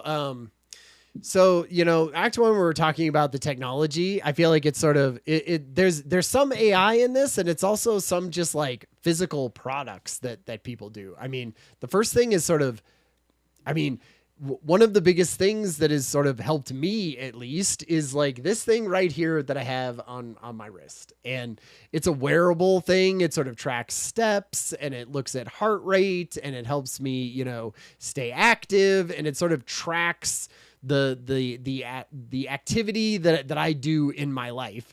And it sort of gives me little bumps and hints of being like, hey, you could be healthier if you were doing it this way, or your sleep patterns have been getting worse for, these reasons. Maybe you're going to bed too late. And so I feel like the wearables that we have now in our lives, like they really do. I mean, I don't know how much of it is actually translating into healthierness, but I always just feel like the more knowledge that you have about yourself, like sort of the better. I mean, tens of millions, hundreds of millions of people have trackers on them that are, showing those different things. And so I heard, I don't know if you had heard about this, but like Apple is coming up with like a glucose monitoring system that is done like through the skin, like an optical glucose monitoring. And so what that means is like, apparently it works right now, but it's just not small enough to fit onto your wrist. And so once those come up, not only will you be able to be like track your steps and how your sleep is and how your heart rate is and all of that, but like when you eat something, it'll be able to show you in real time, like what that is doing to your body. And if you're eating carrots and beans and good things and salads for you, then it's probably showing you good things. And if you're eating like a piece of birthday cake for lunch, right, then it's showing you, oh man, here's what that's doing. And I'm hoping that that's even more useful for people to show like, hey, the things that you're eating is really affecting how you're looking at day to day, because right now we don't really have any of that. So I'm hoping that is some like, behavior change that we can get through wearables. So I think you're hitting on one of the first points that I started to think about as I got to my research, is that what do wearables actually do? Mm-hmm. Like you said it earlier, you're like, I don't know if it like changes me being more healthy, but what it democratizes is pattern recognition. Yeah. And maybe even democratizes things that would require experts to jump into it. Yeah. So back in the day, you would have to maybe get some tests done, and not everyone could get those tests done. But for, a mere $300, now you have a device that you can attach to yourself and have basically an analysis that you would have maybe had to go through some other rigmarole to be able to get that data. Yeah. So the data is now starting to be produced. It doesn't inherently make it you any healthier, sure, but at least gives you an output that you can work on. I'm glad you talked about the watch, by the way, because if it can measure some of those like glucose levels that you talked about, is that as of 2024, FDA is like, there is like no smartwatch authorized to measure blood glucose directly. Like that's not a thing. It's not a thing. You have to have one of those like glucose monitoring things that like diabetics have. My brother, he has type 1 diabetes. He has a glucose monitoring thing, but it's like invasive, I mean, it's like in your skin and sending you things, but he would show you, it's like, it is really interesting, all the data that you can get off of that. But we're close is I guess what we're saying. Exactly. Like they almost said maybe September for the cycle. And that's that there's a little bit of like Silicon Valley hype on this, but we're getting to this point regardless. It's like, it's maybe the Will Smith spaghetti moment of glucose monitoring. Like sure. We got that thing coming in the September. So as we start to think about that, it's we can start to make decisions a little bit faster. We can start to see patterns, and then it's going to take some intention to make that happen. So I always kind of thought about it this way, is that it's like devices are like mirrors with batteries. You're getting to see yourself through the data that you collect on yourself. Those patterns that you're starting to create are going to give you at least a version of yourself that says, here's the data points. I may have said I slept enough, but my thing shows that I didn't. I may have thought I wasn't stressed enough. It does. Here are the things that show what I do. And it, like, that is great, because there are times where I'm like, I'm doing fine. And then I go, I have 1,100 steps today. Like I should probably have more than that. And it sort of goes like, even if you don't do it that day, you it's like, it's in the back of your mind, right? You should be being healthier. You should be doing stuff every day. You should be, and I feel like glucose monitoring could be a really great way to incorporate not only then exercise, but also food intake, because right now we don't really have anything for food intake. You're just sort of like, just eat some stuff and I'm probably doing fine, but if something was like, you ate 9,000 calories today, Ryan, you'd be like, ooh, oh God, that much? Okay. I know like journaling and writing down every single thing that you eat all day, like really helps people, because it just shows them, it's like, oh man, here's all the snacking I was doing. Oof. Just mindless sort of going in and grabbing things out of the fridge and eating because you're bored or things like that. So just like knowing more about that feels like, I don't know, it useful, at least, even if people don't act on it all the time. I absolutely agree with that. And Mike as well, I wonder how many people will find out that they are diabetic accidentally when they buy an Apple Watch in the future. You're like, oh crap. And that would be great. Like if it told you and then you were like, went into a doctor and got on a treatment, as opposed to like losing your foot. And then Stealth Mouse goes in and it's like, yes, does it create these weird, terrible patterns of people starting to eat different, because they're like, the machine tells me I'm doing this thing, so I need to be more not eating the right kind of things, or changing your habits in such a way. Right. I don't know, but if you're trying to be perfectly helpful, it probably is like you're tuning it in right to what this thing, you're like, get it right in this line, so I'm getting just the right amount of protein and information into my body that's gonna, spit it out of my little device and tell me I'm doing great. Right. I mean, I feel like that's the society we live in. Like I needed to be a little bit like in my face for me because everything else is. So one of the hot takes that I had written down about this particular one is that I think there's a benefit. And so if you start to build AI into the conversation, and I read about, and I don't know if this was part of your research, but like autonomous retinal screenings.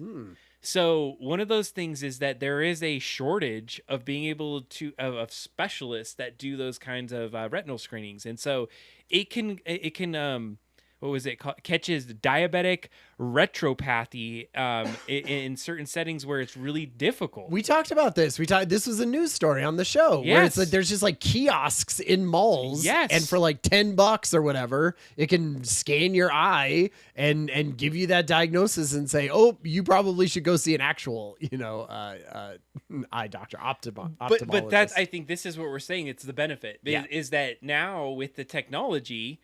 Before you may never do it, but if you're like, oh yeah, I gotta, it's like putting a quarter into a machine and you're like, yeah, hey, I got diabetic, retinal telepathy, but all right. And you go over to the next machine and it gives you a couple little booster shots and you're good now. I mean, I think that we're at a point where that this is a positive, at least at like surfacing things in more people to help some of that health portion. It's like not everybody has health insurance to go and do that, or not everybody needs retinopathy. Sorry, I just need to say it. Okay, yeah. So I feel like that's a good segue into like the AI side of this, right? Because the big part of like AI was these AI companies, they're always like, hey, here's the great thing that AI is going to do. It's going to really help, cure diseases and do all of that. And so like, what is AI actually doing for helping that? And I feel like one of the biggest things that it's doing right now that is actually, a way that it is helping is it is a great pattern recognizer, right? Okay. Like that is what AI does. Yeah. It recognizes patterns. And so doing things like showing it, multiple slides of scans of your body over time and like catching things that a normal human being would just have a hard time catching. Not because they're not an expert or not a thing, but it's just, seeing those very small changes over time in those things. It's like, we just don't have enough of those people. Like you said, it's not enough ophthalmologists or optometrists to look at your eyes and make that. Same thing with this, right? There's just not enough like experts to look at enough of these scans to pick out those small differences in someone. And some of those are really big. Like they were talking about in some of this that like the difference between an AI looking at past records of someone and saying that they're going to have this type of cancer or something going forward. And then it just catches it way earlier. And then the survival rate of that, if you catch it 3 years in advance, you're like 80%, going to survive this. If you catch it 5 months before that, then like it's just far lower. And so having something where an AI can go in and do that sort of pattern recognition, I feel like that's a great way that AI is like basically, making us all healthier and live longer. Well, is it making you? It's giving you. Well, it's like it's basically sort of, again, it's giving you information, right? You could say, I'm gonna let it play out. If it says, hey, in 3 years, Adam, you're gonna have like colorectal cancer, right? And you're like, I don't believe any of that. I'm fine, right? That's the same as a doctor tells you that, and you're like, ignore them. So, if an AI told you that, you'd be like, well, I'm probably should trust that. And maybe, I don't know, do some things that could prevent that, go on treatments or things. Only if it was my little robot familiar that told me that would I believe it. God. It was like, Adam, you should have that mole checked out. It was rubbing its head. You're so persuasive, little familiar. Of course I'll go to the doctor just for you. They're like, no, I'll do it for you. Yeah, it's like, and then it just gives you a little home exam there. All right, we're not going to go down that rabbit hole. But I love. No pun intended. Oh, God. Oh, man. So think about it too. How many times have you gone to a doctor and this is maybe a chat question too, and you wait into a waiting room, you're sitting there, they come in for like 20 seconds, look at like something and on their computer for a moment, barely touch you and walk out of that room. Yep. It's like, does that experience feel any better than an AI that might actually be able to go and like give some sort of assessment on your actual physiology and what you have in yourself, with some sensors on you more like regularly all the time, other than just like this, every so often, here's my annual check for 14 minutes. And then they go, how you feeling? And you go, I don't know, I feel okay. And they're like, all right, well, your tests seem okay or whatever. Or make sure not to, cholesterol's a little high. Watch out for some salt. And then you're out of there. Right. And I don't know, like say, I mean, I imagine if I was talking to you, you would say, I want my doctor using AI, right? Like maybe it's not an AI, but it's like your doctor plus AI seems smarter and better. But I mean, a lot of times when I would think about doctors just Googling things, I would be like, ooh, that doesn't seem great.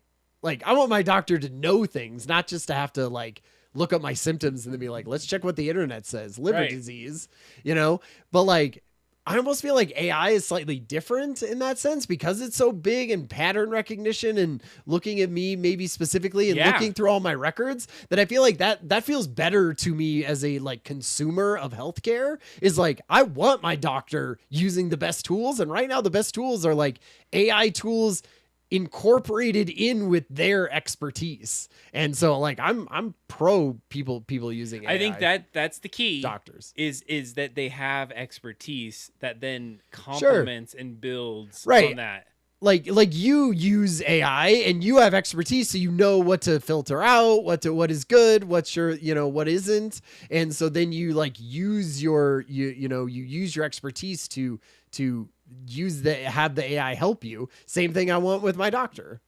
So that's kind of where I'm thinking about is if you have AI models in the future sense that can then look at things and develop some sort of pattern. So one of the things I was talking about, like you're scanning millions of molecules, predicting which might slow or age or things like that. And you're able to do that quickly, like in days, or have those kind of things, like things that a doctor couldn't even do, or even a lot of like, take your blood, go look at under this, or whatever kind of test you might be able to do. And AI can at least say, okay, here's what we're seeing, here's the pattern recognition that surfaces the information that then makes some next decisions that a human can kind of step into the picture and say, well, here's all the other components around that, like really tie me down to why this decision might go forward one way or another. Like, I think that's what it is. I don't see it as just being like, boop boop, AI, tell me what this is. Oh, I'm just gonna yap it back at you is what it is. But it, like you said, it's a tool.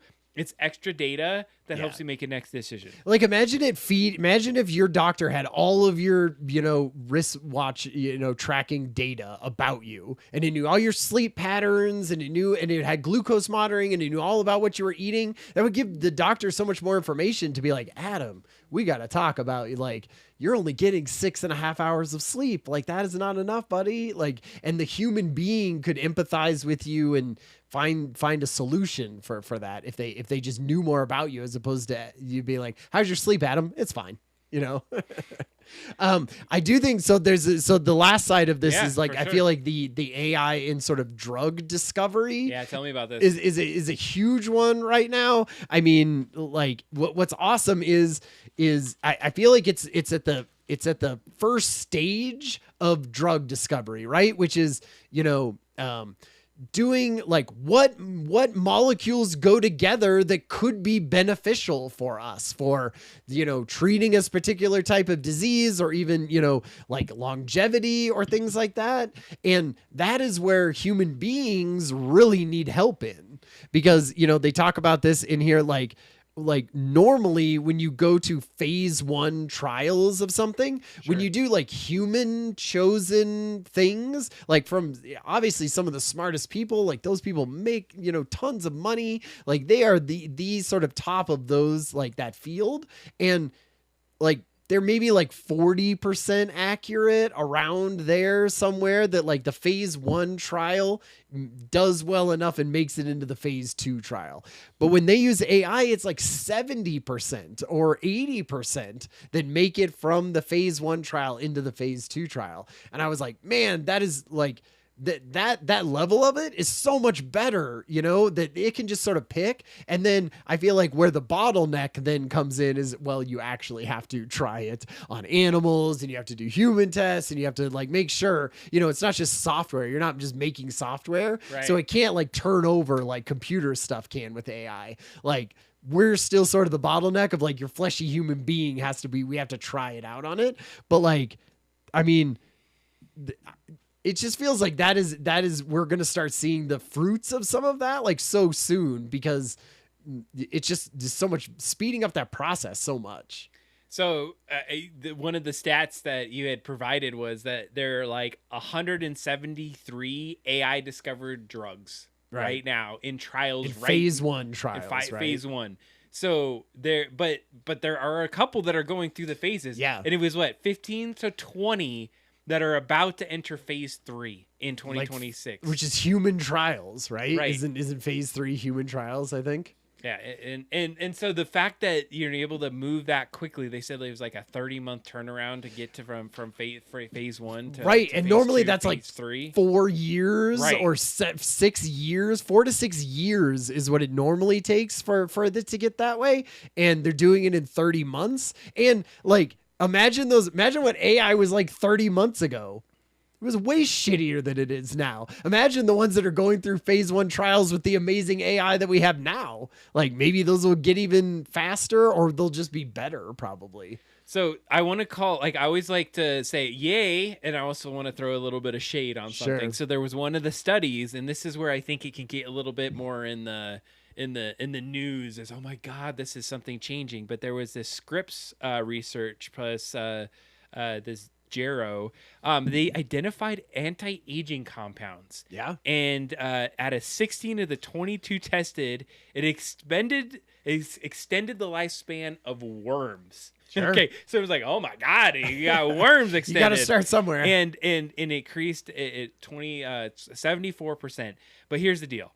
A worm lifespan is not a human health span definitely. or lifespan. And so it's like those correlations and what they're testing right now. I think it can get a little bit more like, oh my God, this is going to be the changing thing. But I think we need to continue their research, and we need to continue seeing where these go. Well, and I don't know if you want to transition to Act 2, Yeah, we're good. but ready. like, I mean, that is the issue, because what is happening sometimes now is you have access to all this information.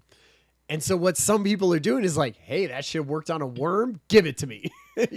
And like, normally that is not how science works, right? You don't just go, oh, it worked on worms a little bit. Sure. Human trials next. Like, that's why it takes a long time, because you got to try it on worms. Then you got to try it on, mice. And then you got to try it on monkeys. And then you got to try it on human. Like, you sort of build it up, because lots of drugs get cut at that time because they have horrible side effects or things like that. And so one of the things we were talking about sort of in Act 2 is like, a lot of times these like millionaires and billionaires, they're seeing all this stuff and they're trying it on themselves. Like, this is a Silicon Valley thing. Like, there'll be some hype around something that it's going to last forever. I mean, it's been in, there was examples of this in like pop culture, of like television shows showing, like blood boys. I don't know if you've heard of it. That is like a real thing that people have, where like older people who are super rich get their blood transferred and plasma transferred between them and younger people. So they were basically like, take the blood and plasma of younger people and pump it into their own cells, because they feel that like, I don't know, just is a longevity treatment as part of this. And one of the things, I mean, what the poster boy for this is a guy named Brian Johnson. There's like a Netflix a documentary, I suppose, quote unquote, that like follows his life, and he does this whole thing. He's a millionaire. He had a tech business, sold it to PayPal, made millions of dollars, right? Just doesn't work. It just does this. And he does this thing of like it's called The Blueprint, and his Netflix documentary is called Don't Die, or Don't Die. And so he's kind of like, this Brian Johnson sort of goes to the very extreme, just takes any science that seems like he, can push it. And he is trying to basically make his body biologically younger than he is right now. and slow down the aging process. And, you know, it's by a million different things. There's vitamins that he takes, and there's like exercise regimens. And so that's sort of the normal thing of like sleep. He like goes to bed at 8 o'clock and wakes up at 4 a.m. or something like that, right? And he like spends his entire life and he doesn't have to work, right? So you're like, who cares? Like let him try this. So like, yeah, I don't know. trial. Did you watch it, or have you like heard about Brian Johnson? I had heard about it. I did not had a chance to look into his thing, but I do have some thoughts on this.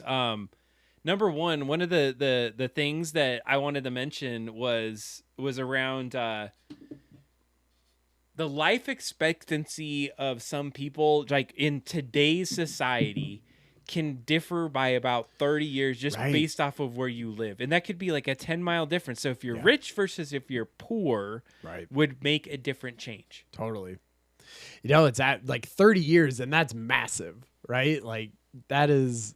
So when we bring up a millionaire that's doing this thing, I feel like we're in a very different position in space than, you know, being something that it almost feels like an experiment. Like, great, he's going in here, you're going to show what this looks like, and it's going to be something a little different. So I heard about Brian Johnson. I read up on it. I heard about the Netflix documentary that he had put out there. Actually read a little bit about it as well. I don't know. I feel like some of the things that he's been doing, and first of all, I just want to say Blood Boy. That's all. All right. I don't even... Feels like some weird futuristic dystopian future, and I see some terrible images in my head when you say Blood Boy.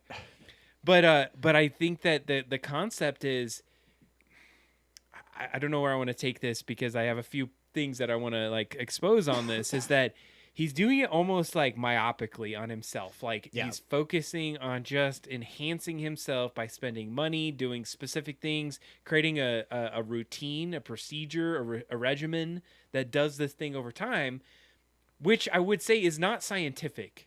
No, it's like he does this thing and then he reverses it based off, oh no, that doesn't sound like it's working, so I'm going to do this new thing.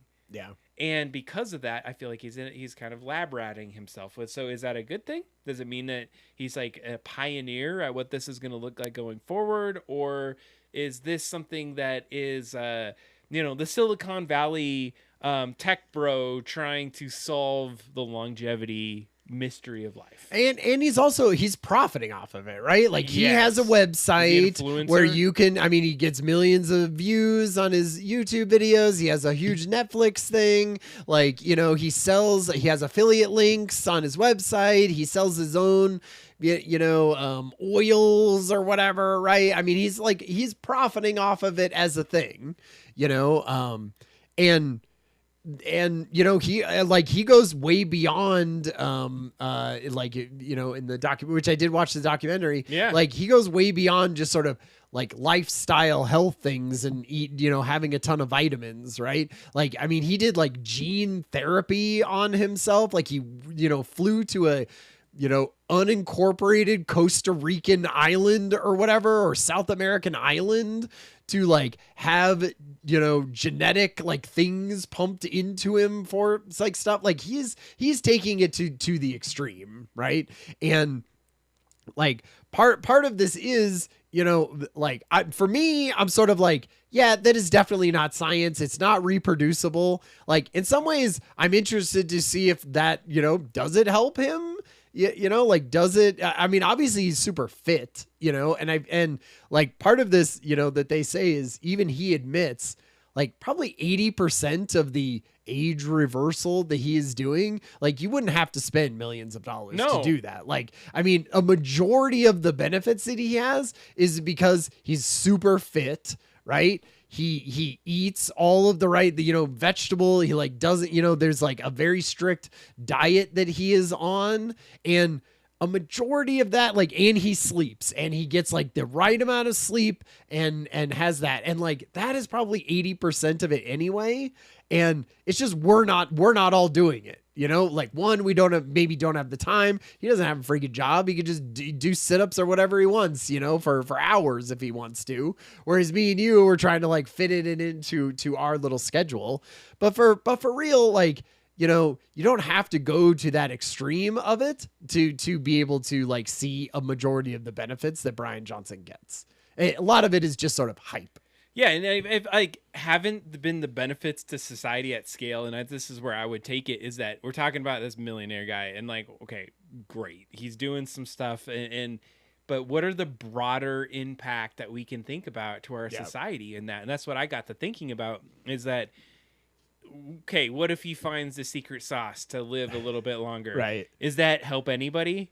Or does it only like create a more of a divide, and you like health becomes a subscription anymore? Yeah. You want 50 more years? Subscribe to 50 more years of health. Yeah. We got you.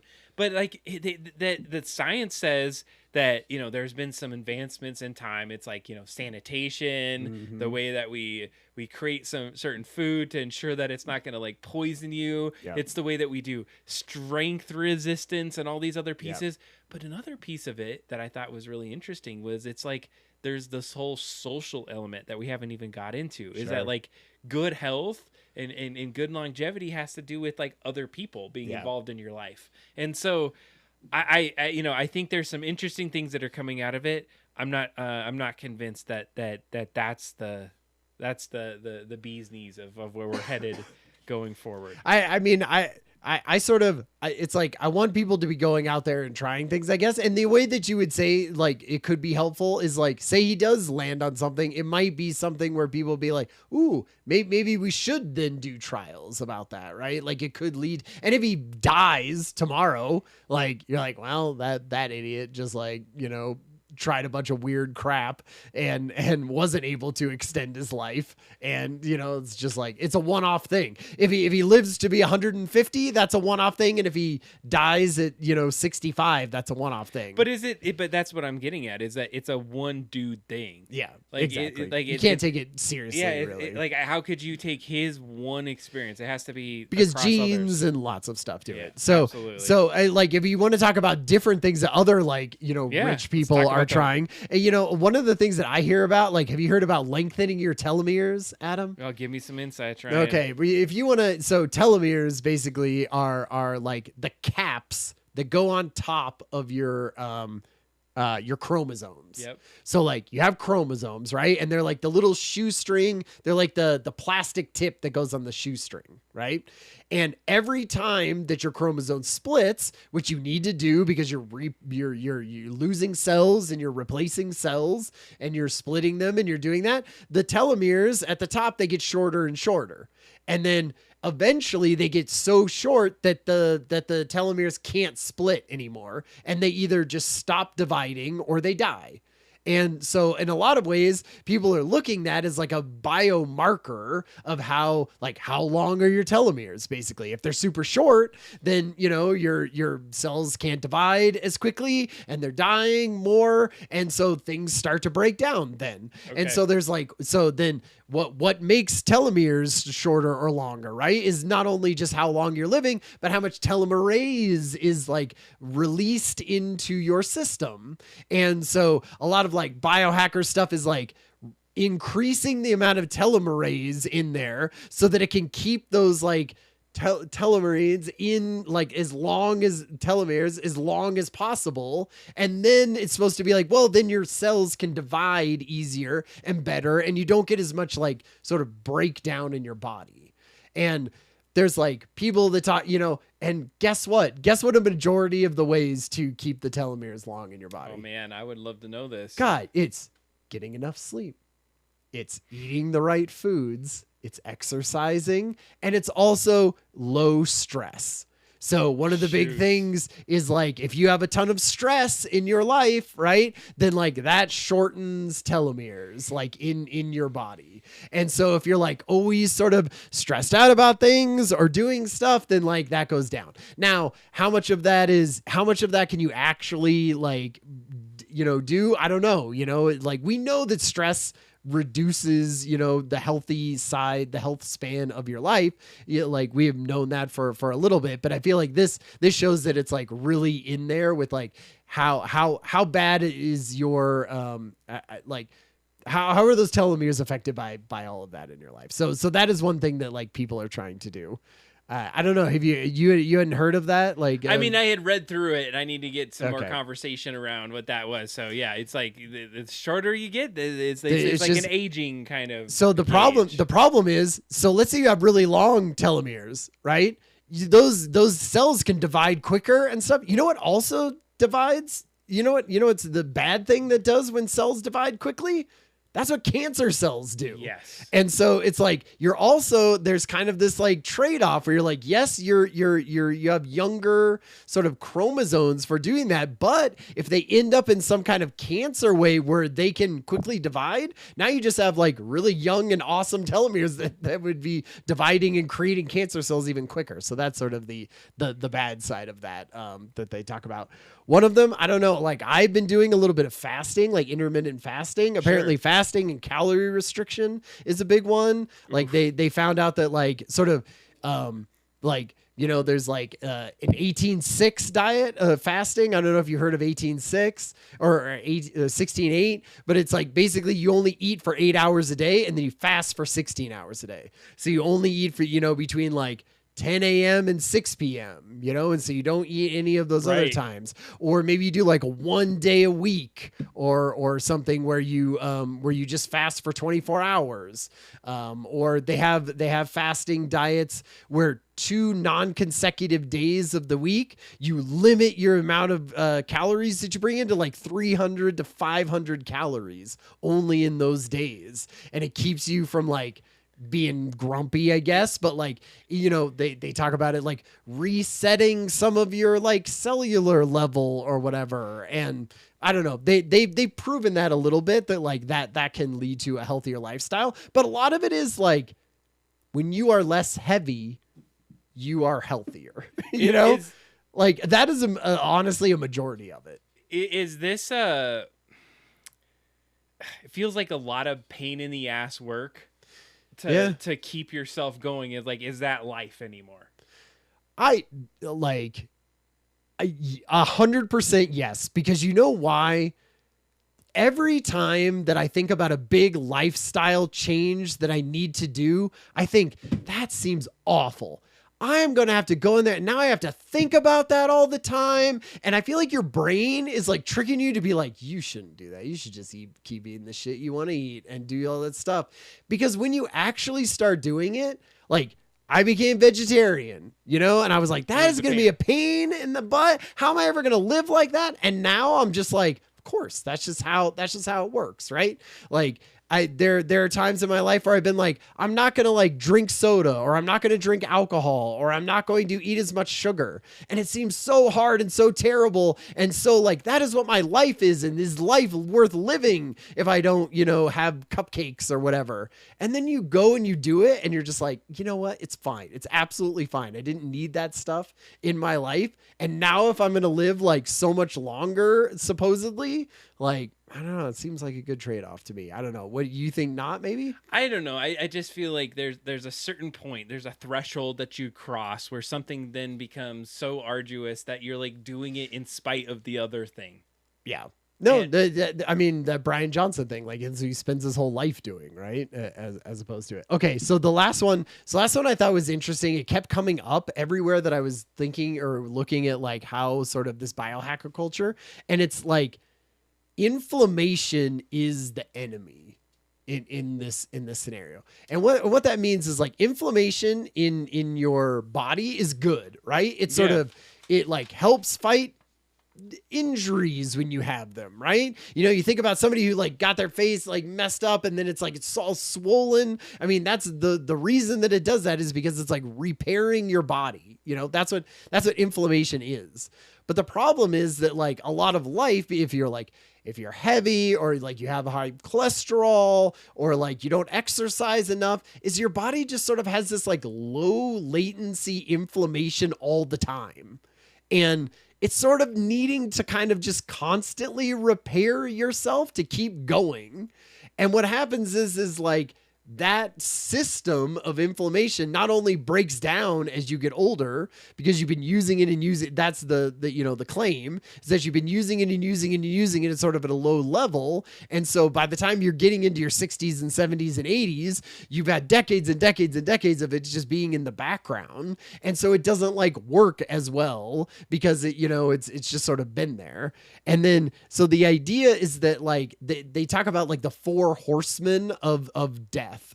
And a lot of that is like, it ends up being inflammation and things like you get heart disease, right? Like lots of people die of heart disease. And that's because you get an inflammation of blood vessels, which does plaque buildup, or like you get type 2 diabetes, and so that is the like inflammation of a different way, like, and so in a lot of ways they talk about like the whole biggest thing is sort of reducing inflammation in your body. And I was like, okay, like, I guess I could sort of, I can see that like as part of it. But again, it's sort of like the influencer and the millionaire sort of like this way of thinking about that. And sort of in Silicon Valley and this right now is that like, you could just look at one thing and be like, I'm going to reduce the inflammation in my body, or I'm going to raise telomeres in my body. That is just like one piece element of it across an entire human being that you're trying to optimize, but you have to optimize a ton of them to even see really any like progress from what I had seen.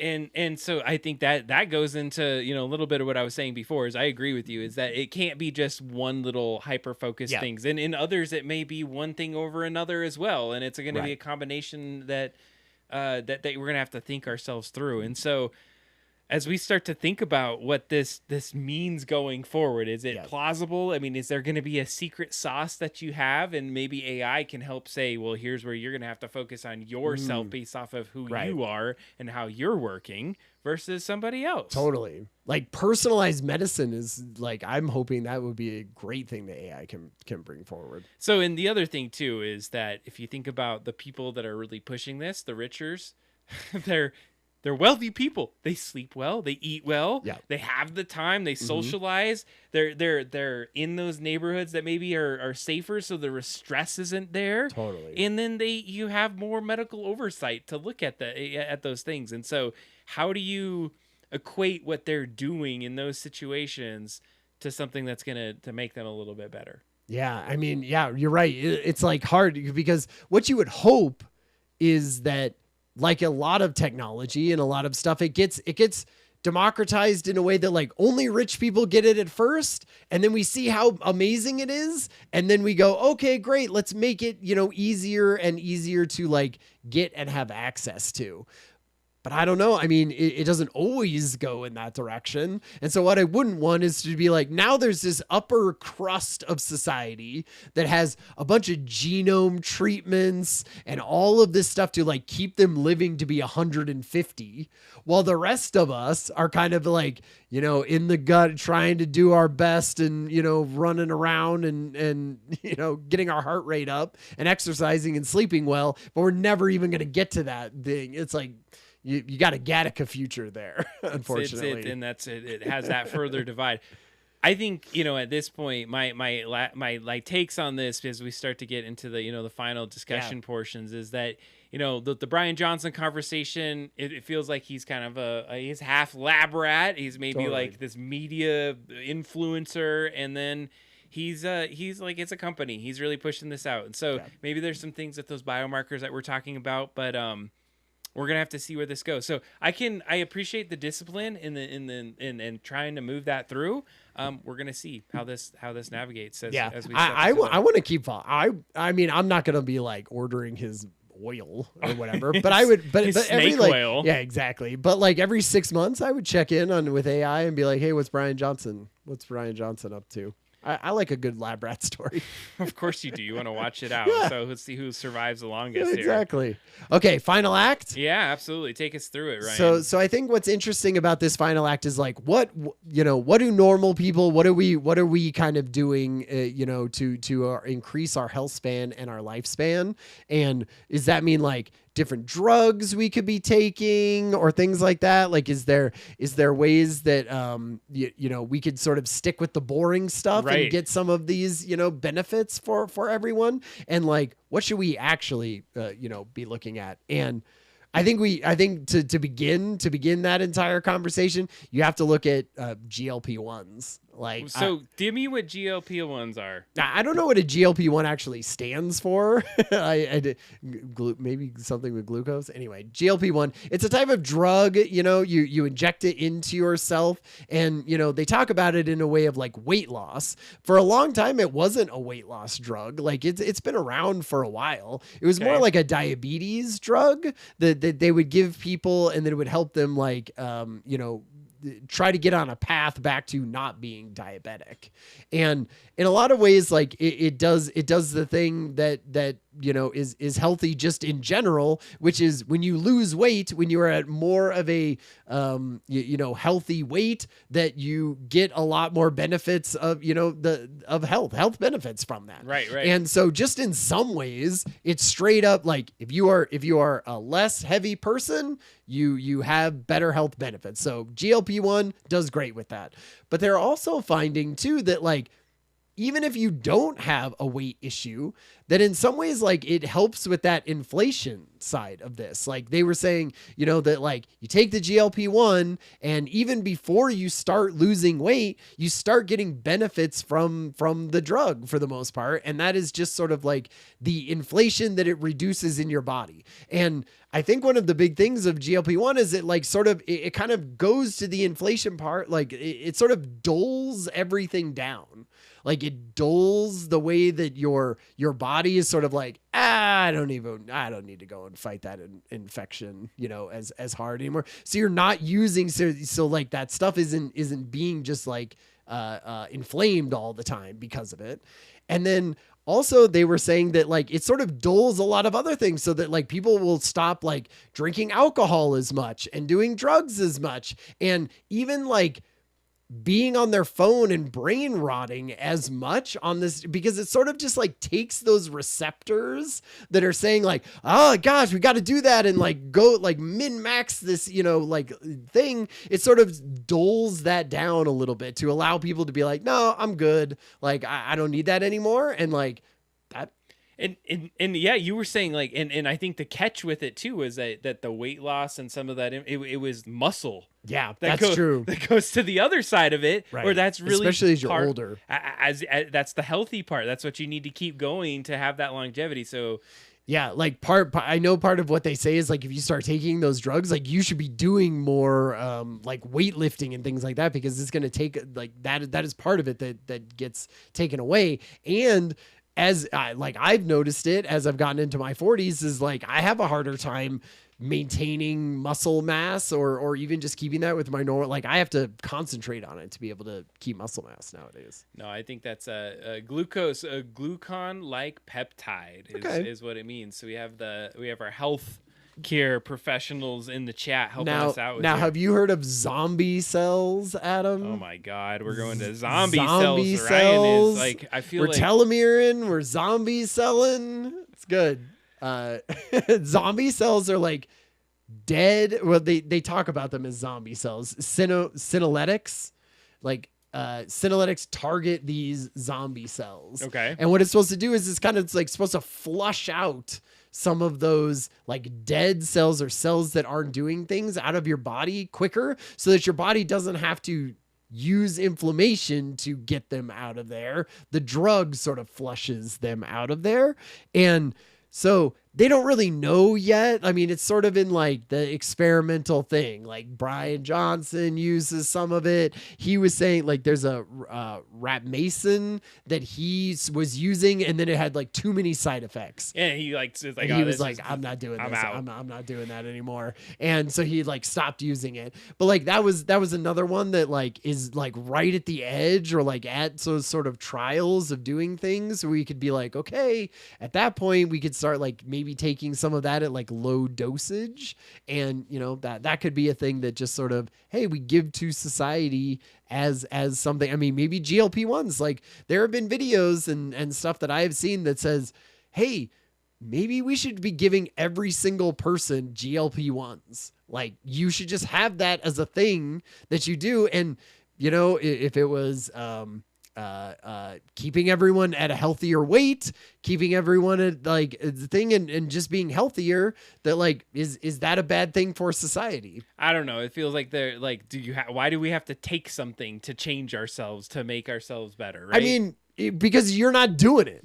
You know, like you right, could be. So I shouldn't deserve to live. Well, no, I'm saying you're not doing it. You and I, everyone is not exercising so much and sleeping at a regular schedule and doing all of that to extend our own lives. Sure. It's almost like, if a drug could help you do that in that way, like statins help you, you know, keep your heart, you know, healthy in a certain way. And yes, you have to take them your entire life, but it has helped a lot of people survive in times that they maybe wouldn't have survived as long as they would. And in some ways, like a GLP-1 could be something if they could get it generic enough. And I don't know. Well, and so I think what we were talking about, and as you get into that, is that you're expanding this access to a lot of these things right. that we can see that extend that longevity there. And like rich people take GLP-1s now, or unless like you can get it paid through, you know, your health insurance or whatever. Well, and I think that's the point, is like our healthcare isn't the best. So it's like, it's not, most insurances won't cover it, and like the cost of it is out of control. Like it was like $1,000 a month plus. But like, say it was free. But would why? you take it? Would you take it if it was free? I don't know. I would have to. Like if it was like, hey, it shows these benefits and stuff, but you're gonna have to take it for the rest of your entire life to see those benefits. I mean, I just don't know if I trust it at this point. Right? Like how many human trials would it need to go through for you to trust it? Right? Like I trust antibiotics. You know, sure. I'm like, sure, yes, I need to take antibiotics at this point, but something doing it every day, all of that, like taking it all the time. So looks like we have our healthcare professionals saying yes, they would take this every single day.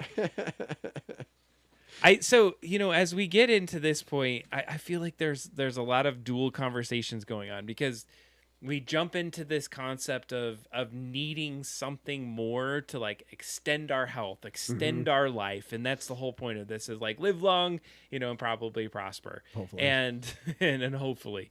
And so as we start to think about this, is that the strongest indicators of long health, though, are things that are not necessarily a drug. No. It's keep being active. You know, have like good cardiovascular fitness, you know, have a good diet of protein in that resistance training as you're going. Hey, go get some good sleep and try to not stress out as much.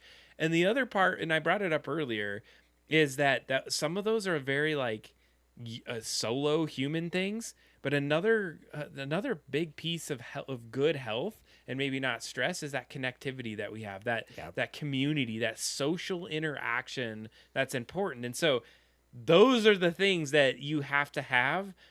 It can't just be like, we're going to be popping pills sitting on a couch, exactly, and we're going to expect we're going to be able to live another 50, 100 years. Yeah. It's like, it's so much.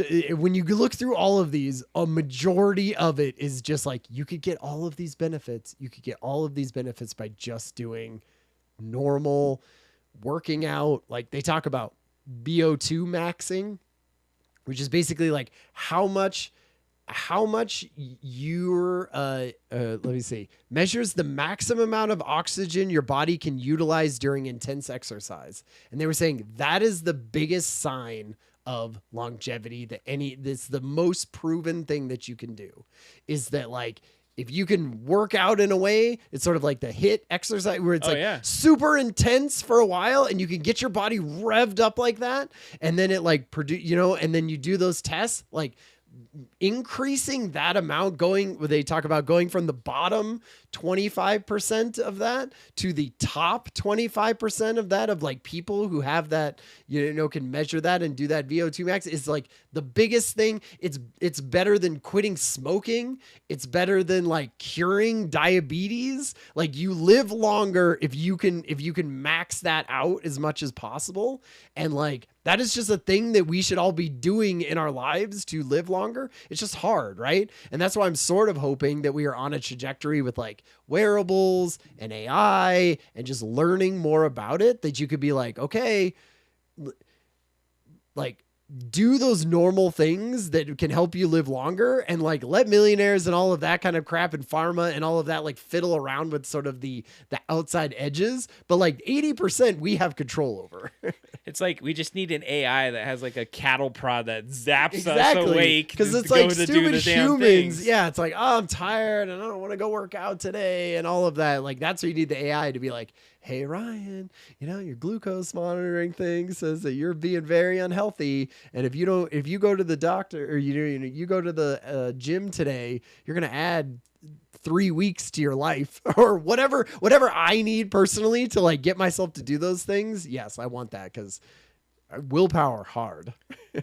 So chat brings up the winner of the London Marathon got a sub 2 hours and has a VO2 max double the average person. Man, I thought it was the thin shoes. All I keep hearing about from that guy is how light his shoes were. It was how light his shoes are, and in sub 2 hours. That's insane. Yeah. But I think it's just I'm a lot less interested in the billionaire, narrative, to be completely candid. I think we already got that to death, but it's like I just want to see where more people can be more healthy for just less money, less friction, and I think that wearables, technologies, those things can help enable those parts. And so I get those basics out of the way, and how do we just start to see the patterns so that, hey, there is something that's a little off. Maybe we can engage in some better, drugs or better work that's going to help us. Like you have a doctor that can say, oh yeah, we need to start doing this treatment right away, and we catch it immediately. How many people are out there and just can't afford it or don't have the access to the specialist? And if we had an AI or some device that can take us there in a lot less time, get it a lot earlier, that you're going to have that longevity, that better health that we're talking about. And that's what I'm most excited about. Totally. Me too. And like the health span, I love the idea of living, being able to think about yourself at 90 years old and what you want to do when you are 90 years old. And you're like, I still want to be able to walk up and down stairs, right? I still want to be able to get on the ground with great grandchildren and like play with them and then get up off of the ground. Like that would be great. And so what do you have to do right now at 45 so that when I'm double this age, my body is still like going enough and not so inflamed, and like my telomeres are still long, and I feel like there's so much we could do just by ourselves. So thank you for this conversation, Adam. This is really good. I think it was a good one. It gives me a lot to think about. I'm not necessarily diving into the medical space as much. So it gave me some different perspectives and some learning moments of. Well, I feel like we have been trying to be healthier, right? We started a gym rats thing, like we're doing like the social like pressure part of it to say like, yes, I am working out or I'm doing stuff. Like I know we've like talked about our own diets and everything, and like what does that look like? And I know like just being active and being out is like important to us. And I'm like, man, I have 45 more. If say I wanted to live till 90, right? Yeah. I have double my life, to do that right now. And I think about like how creaky my knees feel and stuff like that. And I'm like, oh man, imagine double this life on top of that. I got to start figuring out right now.